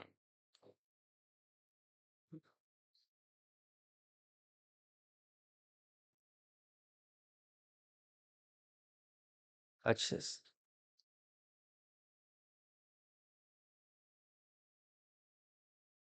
कुछ लोग कमेंट आ रहा है कि सर सात पीसी की यूट्यूब चैनल मेरे मोबाइल से गायब हो गया है, ब्लॉक तो नहीं कर दिए हैं आप लोग? हम लोग ब्लॉक व्लॉक नहीं किए, हम ही लोग ब्लॉक हो गए हैं, है ना? हाँ, चोरी हो गया है जी सात पीएससी एकेडमी का पहला चैनल। ओके। तो आप लोग इस चैनल को सब्सक्राइब कर देना। और कुछ लोग कमेंट कर रहे हैं शिक्षक भर्ती वाले, सर आ, हम लोग आंदोलन करना चाह रहे हैं। आप जानते हो शिक्षक भर्ती को लेकर कितना मतलब जो वाकया हुआ है, मैं कई सारे बात बोल सकता था लेकिन मेरा पहला ही चैनल गायब था, तो मैं कहाँ बोलूं? है ना? वहां पे लगभग 2 लाख की जनता थी, तो सबके सामने बोलने में वो बातें पहुंचती हैं, तो मैं इसलिए चुपचाप था। पर अब समय ही नहीं है कि मैं चुपचाप रहूं। वो तो अब चला गया, मान के चलो। तो मैं इसी चैनल पे बात करूंगा शिक्षक भर्ती को लेकर, कि आप देख रहे हो कि राज्य में जिस तरीके से शिक्षक भर्ती को लेकर चरणबद्ध की प्रक्रिया में पहला चरण में कितने पोस्ट ला रही है सरकार? 5,000। क्या आप सभी युवा इस 5,000 के शिक्षक भर्ती से खुश हो? मुझे कमेंट करके बता दो। हाँ, यहाँ पे मतलब ऑनलाइन में बहुत सारे एस्पायरेंट हो गए जो शिक्षक भर्ती से जिनका कोई लेना देना नहीं है। फिर भी आप ही समझिए कि शिक्षा जो है, मैं हमेशा बात करता हूँ अपने वक्तव्य में कि सरकार के 3 कार्य प्रमुख होते हैं जिसको करना चाहिए। एक है शिक्षा क्षेत्र, दूसरा है स्वास्थ्य क्षेत्र और तीसरा है सुरक्षा, सिक्योरिटी। ये 3 क्षेत्र हैं जिस पे सरकार को दिल खोल के काम करना चाहिए। क्या-क्या? शिक्षा, स्वास्थ्य और सुरक्षा। हमारी माताएं-बहनें कहीं भी जा रही हैं, बिंदास घूमे-फिरे, सुरक्षा से होगा ये, है ना? हम हमारा स्वास्थ्य अच्छा हो इसके लिए अस्पताल की पर्याप्त मात्रा होनी चाहिए। वो भी कौन सा अस्पताल? सरकारी ना। हाँ, प्राइवेट जाओगे तो पहले पैसा पूछते हैं, है कि नहीं तब बताओ, नहीं तब मैं ऑपरेशन करूँ, नहीं नहीं कराऊँ। हाँ, ऐसे अगर बोलते ही नहीं बोलते हैं। सरकारी होना चाहिए। उसके बाद स्कूल, कौन सा स्कूल होना चाहिए? सरकारी स्कूल। प्राइवेट स्कूल में जानते हो ना क्या हालत है ना? जीवन भर की कमाई, मेहनत कमाई, हम लोग बच्चों की भलाई के लिए, ठीक है बच्चों से हमारा प्रेम रहता है, बच्चे के लिए कमा रहे हैं, इसका मतलब ये नहीं कि सब स्कूल को देते हैं। और स्कूल वाले इसका क्या फायदा उठाते हैं? उठाते ही नहीं उठाते हैं। आप देखोगे अन्य राज्यों में केरल वेरल जो नंबर वन है पढ़ाई में, वहां पर प्राइवेट स्कूल कम, गवर्नमेंट स्कूल ज्यादा बेस्ट है। अमेरिका जो दुनिया का सबसे सुपर पावर है, यहाँ के 90% स्कूल गवर्नमेंट स्कूल है। 90% स्टूडेंट कहाँ पढ़ते हैं? गवर्नमेंट। मात्र लटपट 10% कुछ कारणवश मजबूरी में कहाँ पढ़ते हैं? प्राइवेट स्कूल में। यहाँ जस्ट उल्टा हो रहा है। गवर्नमेंट स्कूल में ऐसे बच्चे पढ़ रहे हैं, है ना, कंडीशन वाले, टर्म्स एंड कंडीशन वाले, बाकी लोग कहाँ पढ़ रहे हैं? प्राइवेट स्कूल में। तो ये कारण भी कि गवर्नमेंट क्यों ऐसा कर रही है? क्या 5,000 शिक्षकों के आने से, आप देख रहे हो जिस दिन से वो घोषणा हुआ है, जितना का पैसा खर्चा अभी इसमें नहीं कर, उससे ज्यादा प्रचार में खर्च कर रहे हैं कि हम कितना ला रहे हैं, 5,000 5,000। ऊँट के मुंह में जीरा। क्या 5,000 से वाकई में शिक्षक गुणवत्ता आ जाएगी? शिक्षा में गुणवत्ता आ जाएगी कि 5,000 में? बताओ। जब 57,000 से ज्यादा पोस्ट खाली है, 5,000 से आ जाएगी? युक्ति युक्तकरण ठीक है, अतिशय शिक्षक तो होना नहीं चाहिए, इसके मैं कहना चाहिए समर्थन में हूँ कि कई स्कूल ऐसे हैं, मैं जानता हूँ, प्रैक्टिकली जानता हूँ, जहाँ पे होने चाहिए 5 टीचर, वहां है 10 टीचर अटैच कर करके रखे हैं। मेरे यहाँ खुद मैडम गवर्नमेंट लेक्चरर है ना, वो भी बताती है कि कई जगह जरूरत से ज्यादा है, और जहाँ पे होना चाहिए वहां पे नहीं है। तो ऐसी जगहों पे तो जो अटैच है उनको तो वाकई में उनका कहना चाहिए विभागीय तरीके से क्या होना चाहिए, सेटलमेंट होना चाहिए। उसको बताए भी मत कि यार हम लोग युक्ति कर, क्या बताने की जरूरत, तो तुम्हारा काम है ना, विभागीय काम है कि नहीं है? तो लेकिन इस रिक्तियां और ये जो रिटायरमेंट है तो हर साल होता है, आप देखोगे शिक्षा विभाग में हर साल ये मान के चलो कि 5,000 लोगों का क्या होता होगा, रिटायरमेंट। हर साल 5,000 रिटायरमेंट होते हैं, सोच लो। बड़ा विभाग है ना यार। हाँ, थोड़ा की थोड़ी नहीं स्कूल है। इतने सारे ग्राम पंचायत, जानते हो हमारे हर गांव में आजकल स्कूल है। छत्तीसगढ़ में 20,000 गांव है ना, 20,000 स्कूल है। ग्राम पंचायत देखोगे तो लगभग लगभग 11,000 ग्राम पंचायत है। हर ग्राम पंचायत है, आप लोग प्राइमरी स्कूल और मिडिल स्कूल देखते हो, और इतने सारे ब्लॉक हैं, 140 ब्लॉक है। वहां पर प्राइवेट भी, सॉरी, हायर सेकेंडरी स्कूल है 146 ब्लॉक में, है कि नहीं? तो इतने सारे संख्या में स्कूल है वहां पे, इतने सारे शिक्षकों की जरूरत पड़ती है। तो ऐसे में भाई शिक्षा की व्यवस्था को गुणवत्ता लाने के लिए, आप लोग बोल रहे हैं हम शिक्षा में गुणवत्ता ला रहे हैं, गुणवत्ता ला रहे हैं, और नाम मात्र 5,000। बिहार में देख लो, 95,000 शिक्षक भर्ती।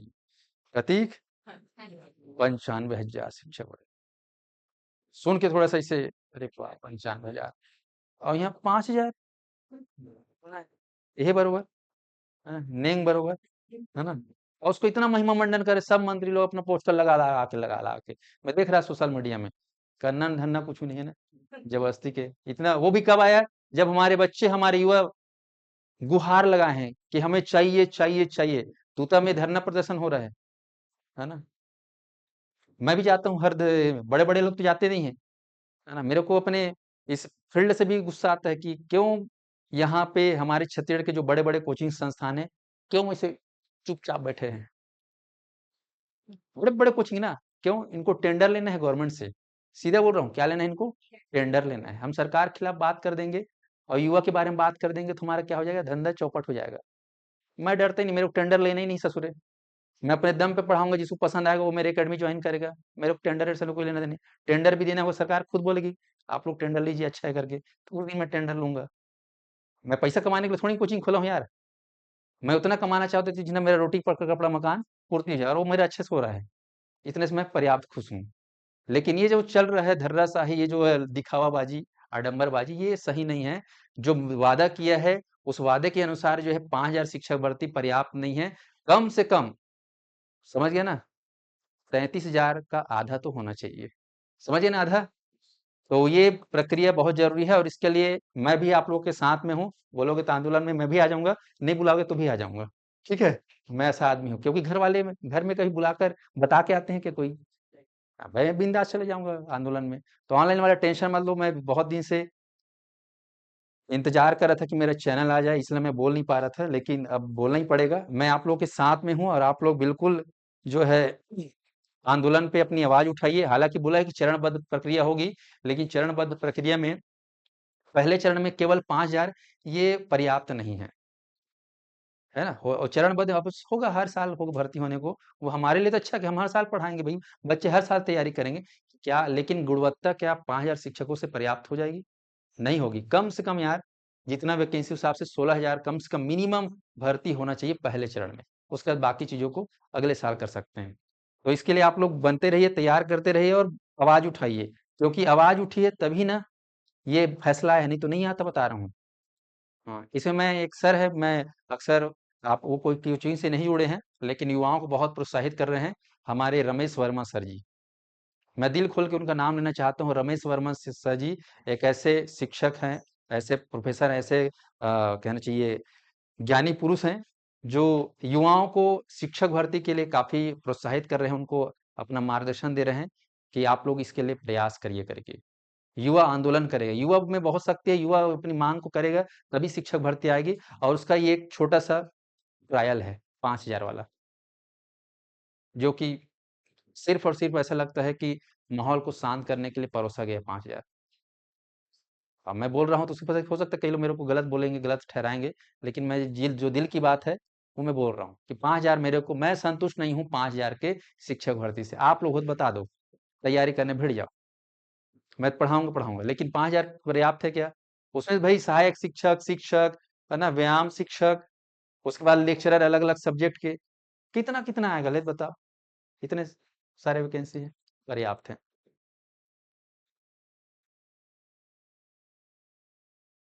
तो यहाँ पर आपको ध्यान रखना है, आवाज उठाना पड़ेगा। युवा हो, हम कोचिंग वाले आवाज उठाएंगे तो कोई मजा, वो उसमें कोई दम नहीं है। फिर बोलेंगे ये कोचिंग वाले लोग अपना बिजनेस चलाने के लिए आवाज उठा रहे हैं। सही नहीं होता है, अक्सर ही बता रहा हूँ। हम समर्थन कर रहे हैं, लेकिन आवाज, आप बेरोजगारों को, आप बीएड डीएड सीटेट सीजीटेट क्वालिफाइड लोगों को एकजुट होकर, संगठन होकर धरना देना पड़ेगा, आंदोलन करने, सरकार से जो है आपको क्या करना पड़ेगा, मांग पड़ना पड़ेगा, वो भी विधिवत। आया समझ में? तो युवा लोग, आप लोग एकदम निश्चिंत होके बोलिए, बोलना सीखो। मैं पाश्चात्य शिक्षा को एक बहुत अच्छा मानता हूँ। हालाँकि मैं फ़िलॉसफ़ी पढ़ाता हूँ सीजीपीएससी मेंस में। तो हमारी जो इंडियन जो कल्चर है और वेस्टर्न कल्चर है, वेस्टर्न कल्चर में एक चीज़ अच्छा होता है कि यहाँ पे वेस्टर्न में कोई भी चीज़ को मुँह आँख मुँह बंद करके विश्वास नहीं करते वो लोग। फ़ॉरेन में जाओगे तो। हर चीज़ के पीछे वो लोग जवाब करते हैं, जवाब चाहिए रहता है। उनको तर्क करते हैं, लॉजिक करते हैं कि ऐसा हो रहा है तो क्यों हो रहा है? किस लिए हो रहा है? तर्क करते हैं। और हमारे यहाँ आँख मूंद के लेन ठीक है, वो कहात तो बने छे, वो सही कहात होई, ले मैं मान जाता हूँ। ऐसे हमारे इंडिया का क्या है, कल्चर बन चुका है। और इसके चक्कर में जो बुद्धिजीवी लोग हैं, शोषणकारी लोग हैं, वो हमारा क्या करते हैं, दमन कर देते हैं। हमारे आवाज को बंद कर देते हैं, हमारा वो कर देते हैं। इसीलिए देखो विदेश कितना आगे है। अमेरिका आगे है कि नहीं आगे है? चीन आगे है कि नहीं आगे है? ब्रिटेन आगे है कि नहीं आगे है? जर्मनी आगे है कि नहीं आगे है? क्योंकि यहाँ पर तर्क चलता है। अगर कोई हो रहा है तो क्यों हो रहा है, उनके वो अपने बुद्धि का प्रयोग करते हैं। ऐसा नहीं कि आंख मूंद के मान लिए। और इसी वजह से वो देश आगे है। तो हमारे देश के भी युवा पढ़े लिखे हैं। आवाज उठाना सीखो, तर्क करना सीखो, बोलना सीखो, क्वेश्चन करना सीखो कि ऐसा क्यों हो रहा है। डिबेट होना चाहिए, वाद विवाद बहुत जरूरी है। वो भी स्वस्थ तरीके से, सकारात्मक तरीके से हो, तो इससे ज्यादा फायदा है। तो आप लोग जो है बिल्कुल आवाज उठाइए, आंदोलन करिए। और मुझे आप लोग आमंत्रित करेंगे तब आऊंगा तो ज्यादा अच्छा है, क्योंकि मैं तो आऊंगा बिना बुलाए, लेकिन फिर भी आप लोग की संस्था, आप लोग का जो संगठन है, मैं अक्सर मुझे जो है आमंत्रण आता है बीएड संगठन से, डीएड संगठन से, तब मैं जाता हूँ। तो मुझे अच्छा लगता है।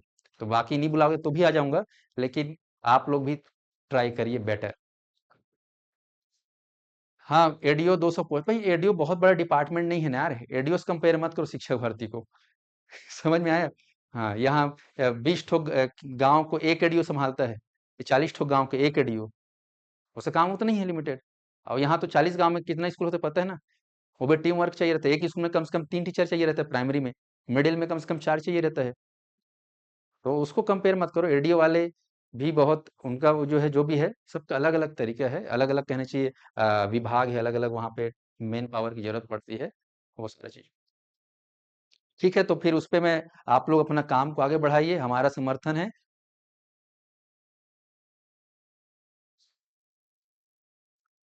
चलिए अब हम लोग थोड़ा सा इस पे आते हैं। उत्खनन खर्ता में हम बात कर रहे थे कि केंद्र सरकार जो है में जो है एनएमडीसी है, ये हमारे छत्तीसगढ़ में किसका उत्खनन करती है? तो याद रखेंगे, लौह अयस्क का। लौह अयस्क का उत्खनन करती है, आपको याद रखना है। और ये आपको देखने को मिलेगा दंतेवाड़ा जिला में। दंतेवाड़ा जिला में आप लोग जाएंगे तो यहाँ पर आपको याद रखना है कि, ठीक है, ठीक है, बी ओ ये भी समझना। यहाँ पर के से आपको याद रखना है किरंदुल। क्या बोलना है? किरंदुल। और बी से आपको बोलना है बचेली।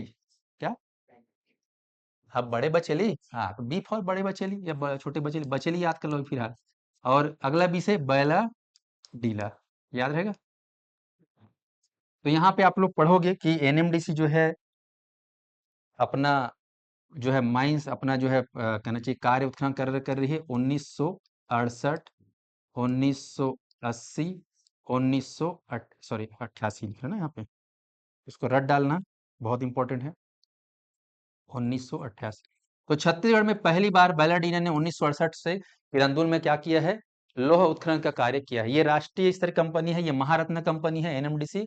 आपको ध्यान रखना है, लौह ऐसे काम कर रही है किरंदुल, फिर बचेली और बैलाडीला। स्पष्ट है? ये उत्खनन करता कंपनी है। इसके अलावा आप लोग देखोगे एनएमडीसी के अलावा केंद्र सरकार का ACCL, ACCL, South East Coal Field Limited. ऐसा में लिख लेते हैं यहाँ पर, South East Coal Field Limited, South East Coal Field Limited, SECL. Chhattisgarh में जो है कोयले का उत्खनन कर रही, सबसे ज्यादा कोयले का उत्खनन कौन कर रही है छत्तीसगढ़ में बोलना है तो दिहाड़ के बोलना है एसईसीएल। सेंट्रल गवर्नमेंट की है। 1900 कह सकते हो 87 से जो है यहाँ स्टेब्लिश हुआ है। और ये काम कर रही है छत्तीसगढ़ में, जहां जहां कोयले का उत्खनन हो रहा है, कहना चाहिए भंडारण वहाँ उत्खनन हो रहा है। इसका दो हेडक्वार्टर है, आप लोग पढ़ोगे छत्तीसगढ़ में। एक है बिलासपुर में और दूसरा है सूरजपुर का, एक जगह है विश्रामपुर। एग्जाम में पूछता है हेडक्वार्टर एसीसीएल का। और यहाँ एनएमडीसी का हेडक्वार्टर कहाँ है बोलने से? बैलाडीला। ठीक है ना? आगे बढ़ें। तो ये खास दो है। ऐसे ही राज्य सरकार का आपको याद रखना है। तो राज्य सरकार में आपको ध्यान रखना है, बेसिकली राज्य सरकार का जो मेन उत्खनन करता है वो है सीएमडीसी। क्या बोलना है? सीएमडीसी। पूरा नाम है Chhattisgarh mineral development corporation. Chhattisgarh mineral, Hindi में लिख रहा हूँ, डेवलपमेंट कॉर्पोरेशन। याद रखें, छत्तीसगढ़ मिनरल डेवलपमेंट कॉर्पोरेशन। याद रखना, एग्जाम में बहुत ज्यादा पूछा जाता है कि छत्तीसगढ़ सरकार की खुद की कोई उत्खनन करता कंपनी है क्या? है। नाम क्या है? हाँ, सीएमडीसी। एनएमडीसी की जगह क्या बोलना है? एन की जगह सी लगा दो। और इसकी जो है स्थापना आपको याद रखना है 7 जून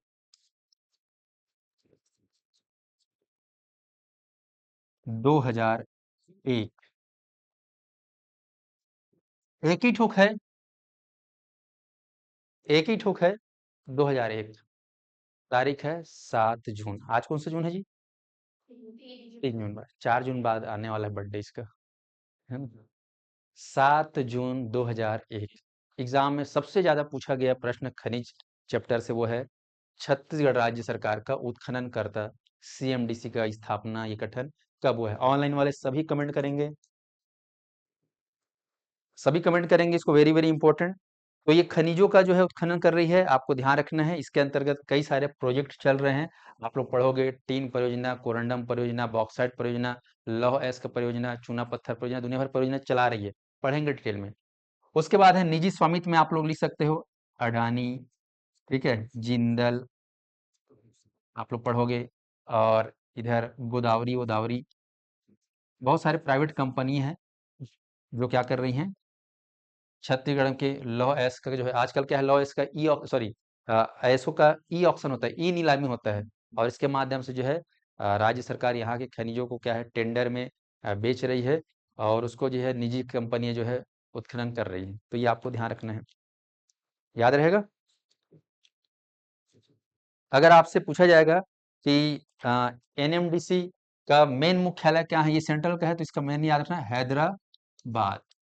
और छत्तीसगढ़ में कहाँ है बोलने से आपको लेना है दंतेवाड़ा लेना।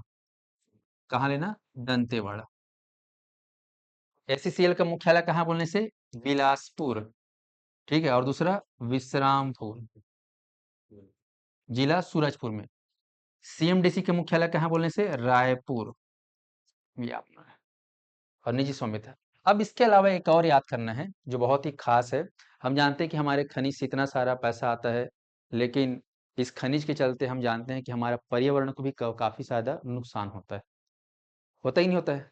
आप देखोगे कोयला खदान, जंगल, पहाड़ी क्षेत्रों में जंगल को तबाह करके पूरा निकलता है। लोहा भी देखो, बड़े बड़े पहाड़ को काट पीट के निकालते हैं, पूरा जंगल और वन्य जीव क्या हो जाता है, कहीं ना कहीं, है ना, नष्ट हो जाता है। और साथ ही साथ इससे वहाँ के रहने वाले जो निजी लोग हैं उनको भी कहीं न कहीं उसका खामियाजा भुगतना पड़ता है। तो इन सब चीज़ों को कोशिश की जा रही है कि इन कंपनी के द्वारा उनका जो है उनका जो है, कह सकते हो, नुकसान की भरपाई हो सके। तो यहाँ पर ये लोग देखे होंगे एनएमडीसी का, वहाँ पर लोगों के लिए स्कूल, हॉस्पिटल, सड़क-वड़क, उस क्षेत्र का विकास कर रही, इंफ्रास्ट्रक्चर डेवलप करा रही है। देखे हो ना, एनएमडीसी का अपना स्कूल है। जिसे आप लोग देखोगे बहुत सारी जो इंडस्ट्री है, भिलाई स्टील प्लांट देखे होगे आप लोग। भिलाई स्टील प्लांट जाओगे भिलाई में, तो भिलाई स्टील प्लांट ने वहाँ के रहने वाले लोगों के लिए, काम करने वाले लोगों के लिए स्कूल, हॉस्पिटल, सड़क-वड़क बनाया है कि नहीं बनाया है, घर-वर बनाया है कि नहीं बनाया है। ऐसे ही जो है इन कंपनियों का जो है सामाजिक सेवा करना है। क्या करना है? समाज की भी सेवा करना है, क्योंकि समाज से आप पैसे ले रहे हो, वो कहना चाहिए खनिज का आप दोहन कर रहे हो।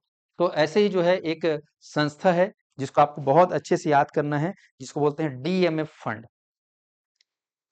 डीएमएफ,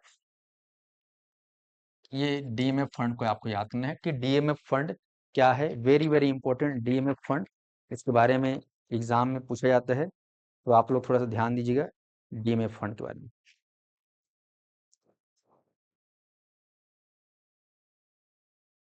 इसका पूरा नाम है छत्तीसगढ़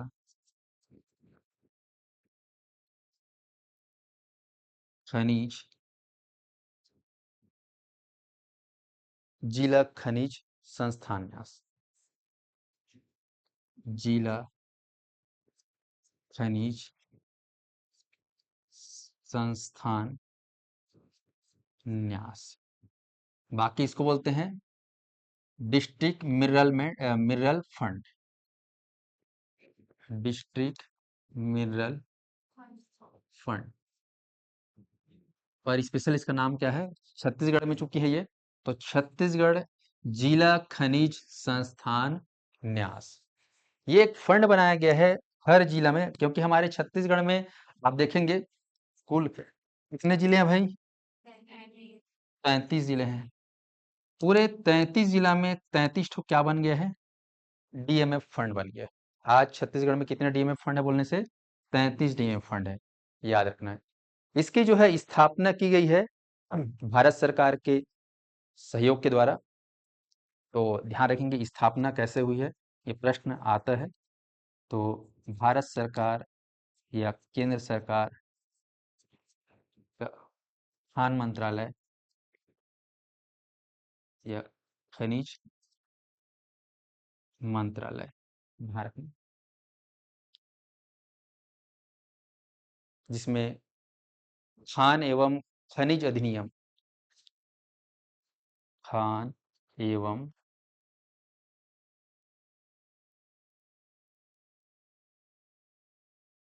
खनिज अधिनियम, अधिनियम को अंग्रेजी में बोलते हैं एक्ट, ठीक है।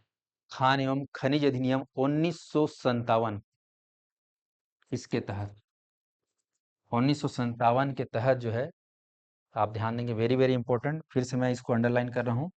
खान एवं खनिज अधिनियम 1957, इसकी धारा, ये अधिनियम में अधिनियम में क्या होते हैं, धाराएं वगैरह होती हैं, ठीक है।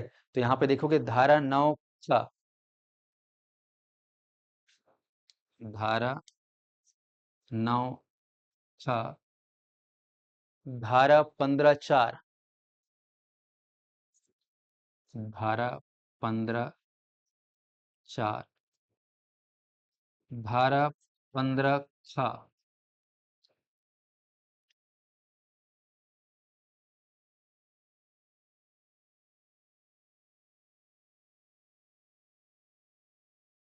तो यहाँ पर ये खान एवं खनिज अधिनियम 1957 के धारा 9(ख), धारा 15(4), धारा 15(ख) के तहत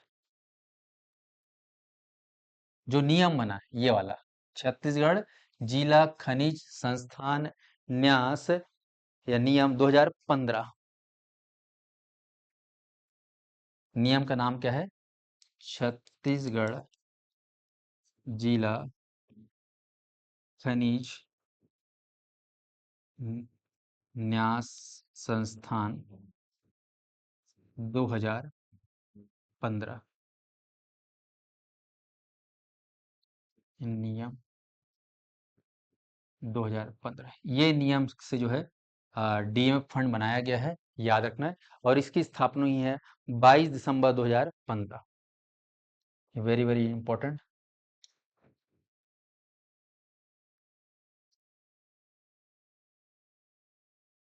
22 दिसंबर 2015, ये आपको रटना होगा। 22 दिसंबर 2015 को जो है ये अधिसूचित हुआ भी बोलते हैं, अधिसूचित ही बोलते हैं इसको, अधिसूचित। स्थापना या अधिसूचित कब हुआ बोलने से, इसको रट डालो, इसको याद कर डालो, डीएमएफ फंड का 22 दिसंबर 2015, very very important. DMF fund बोलने से 22 दिसंबर 2015। चलो बताओ डीएमएफ फंड कब बना, ऑनलाइन वाले सभी कमेंट करेंगे 2015, सभी लोग वीडियो को लाइक कर देंगे, शेयर कर देंगे। डीएमएफ फंड जो बना है कौन से नियम के तहत बना है, खान एवं खनिज अधिनियम 1957 की धारा 9, 15, 15 के तहत बना है। क ख ख 4 है।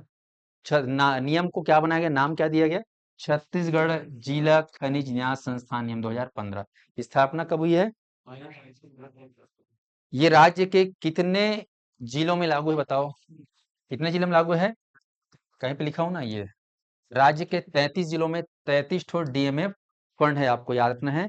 और आपको याद रखना है कि इसका जो काम है मुख्य रूप से कि खनिज से जो भी पैसा प्राप्त होता है, ध्यान रखेंगे, नोट,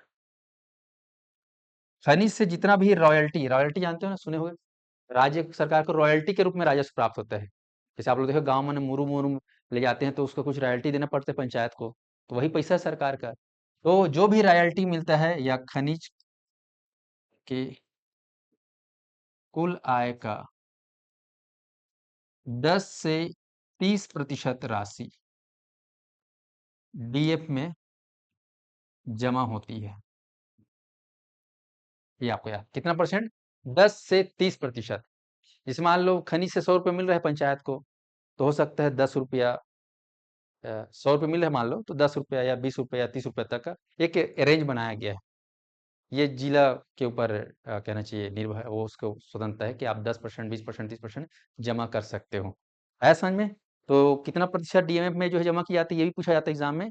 तो 10 से 30% याद रखेंगे, एग्जाम में आता है ना कि कितना प्रतिशत राशि जो है रॉयल्टी का या कुल राशि करते हैं, 10 से 30% डीएमएफ फंड में जमा किया जाता है। और ये पैसा किसमें लगता है फिर?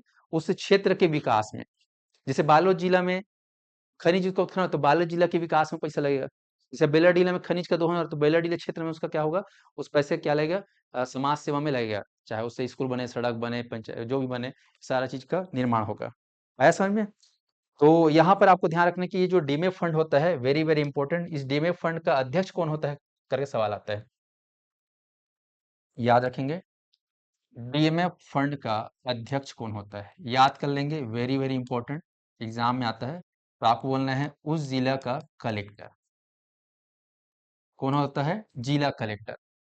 अक्सर देखना इस चक्कर में कई लोग कलेक्टर पर वो भ्रष्टाचार का भी आरोप लगता है कई बार, है ना, डीएमएफ फंड में घोटाला हुआ ऐसा करके नाम उजागर होते रहता है कई लोग को। तो आपको ध्यान रखना है कि कलेक्टर इसका क्या होता है, अध्यक्ष होता है पदेन रूप से। और इसके सदस्य होते हैं लोकसभा सदस्य और राज्यसभा सदस्य। सदस्य कौन होगा? लोकसभा सदस्य और राज्यसभा सदस्य, याद रहेगा। सदस्य में लोकसभा सदस्य और राज्यसभा सदस्य इसके सदस्य होते हैं, आपको याद है। लोकसभा सदस्य उस संबंधित जिले का लोकसभा सदस्य, और राज्यसभा सदस्य पसंद से किसी एक जिले को वो कर सकता है। ये आपको ध्यान रखना है। और डीएम फंड का जो है, कह सकते हो इसका जो क्षेत्र है, लाभांश का जो क्षेत्र है,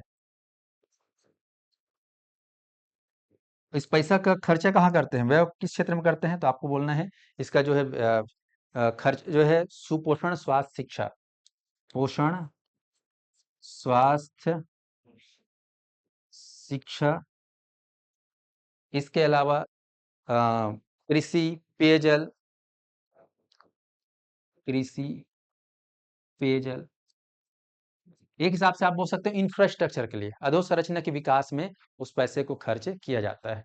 याद रहे डीमे फंड का पैसा कहाँ इन्वेस्ट करते हैं, तो पोषण, स्वास्थ्य, शिक्षा, कृषि, ये आपको ध्यान है। इसके अलावा जीविकोपार्जन, ऊर्जा एवं जल विकास, वृद्ध जन और निःशक्त जनों की सहायता के लिए भी, जो दिव्यांग जन है उनकी भी सहायता जो है इस राशि से की जा सकती है, की जाती है कहना चाहिए। तो इस आपका आपको ध्यान रखना है। और तो ये मेन मेन चीजें हैं डीएमएफ फंड को, आप लोग अच्छे से ध्यान रख लेना। कल मैं पढ़ाऊंगा, टाइम चूंकि हो गया है, कल हम लोग पढ़ेंगे छत्तीसगढ़ के 21 खनिजों के बारे में लाइन से। जिसे सबसे पहले मैं पढ़ाऊंगा कोयला को लेकर, कि कोयला कहाँ कहाँ मिलता है, कोयला का कितना उत्पादन हुआ है, कोयला में नंबर 1 जिला कौन सा है उत्खनन में, और भंडारण में नंबर 1 जिला कौन सा है। वैसी लोहा में कहाँ पे कितना भंडारण सबसे ज़्यादा है, कहाँ सबसे ज़्यादा उत्पादन हो रहा है, ये सारी चीज़ को पढ़ेंगे। तो कल की क्लास भी अत्यंत महत्वपूर्ण है। तो कल फटाफट हम लोग मेन मेन खनिजों का पढ़ लेंगे, ठीक है जी। तो कल की क्लास आप लोग ऑनलाइन कल 10 बजे तैयार रहना। सभी लोग जो है खनिज को मेरे साथ अपडेट करके पढ़ेंगे। आज की क्लास में जो है मैंने बेसिक क्या क्या पढ़ाया देख ले एक झलक, ज़्यादा तो पढ़ाया नहीं, प्रवचन में ज़्यादा निकल गया। ये मैं पढ़ाया हूँ, जितना पढ़ाया हूँ, लेकिन सबको याद करना है। यहाँ से एक भी चीज को तुम लोग स्किप मत करके जाना, ये एकदम ईमानदारी से पढ़ लेना भैया। ये अपना उत्खनन करता है, ये पढ़ाया, इसको याद कर लेना,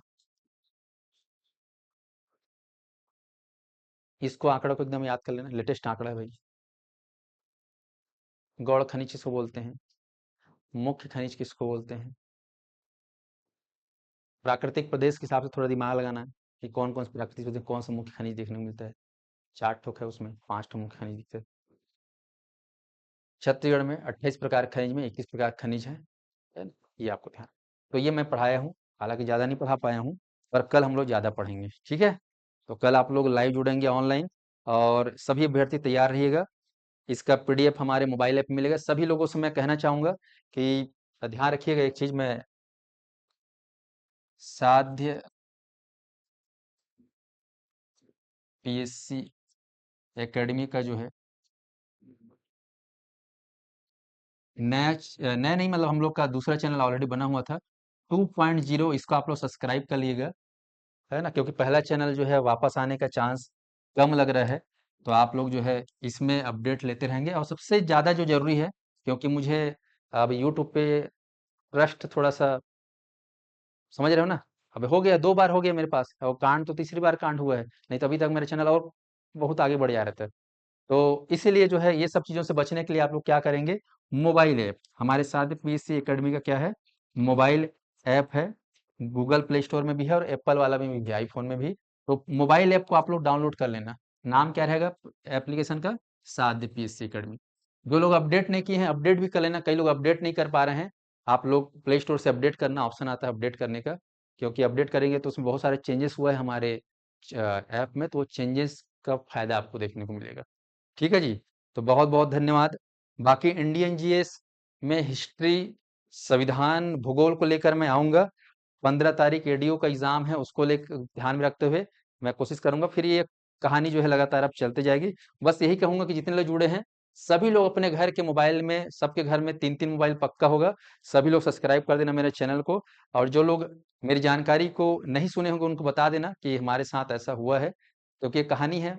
ठीक है, ये जो घटना घटी है इस घटना के बारे में सबको अवगत करा दीजिएगा, क्योंकि साध्य पीएससी अकेडमी पहला चैनल अभी सर्च मारोगे तो नहीं दिखता।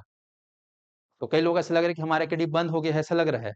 तो अफवाह मत आना भैया, बंद वंद नहीं हुआ है, चल ही रहा है हम लोग का। तो आप लोग ये जानकारी को अपने अपने दोस्तों को बता दीजिएगा, ठीक है जी। चलिए बहुत बहुत धन्यवाद, मिलते हैं फिर नेक्स्ट एपिसोड में।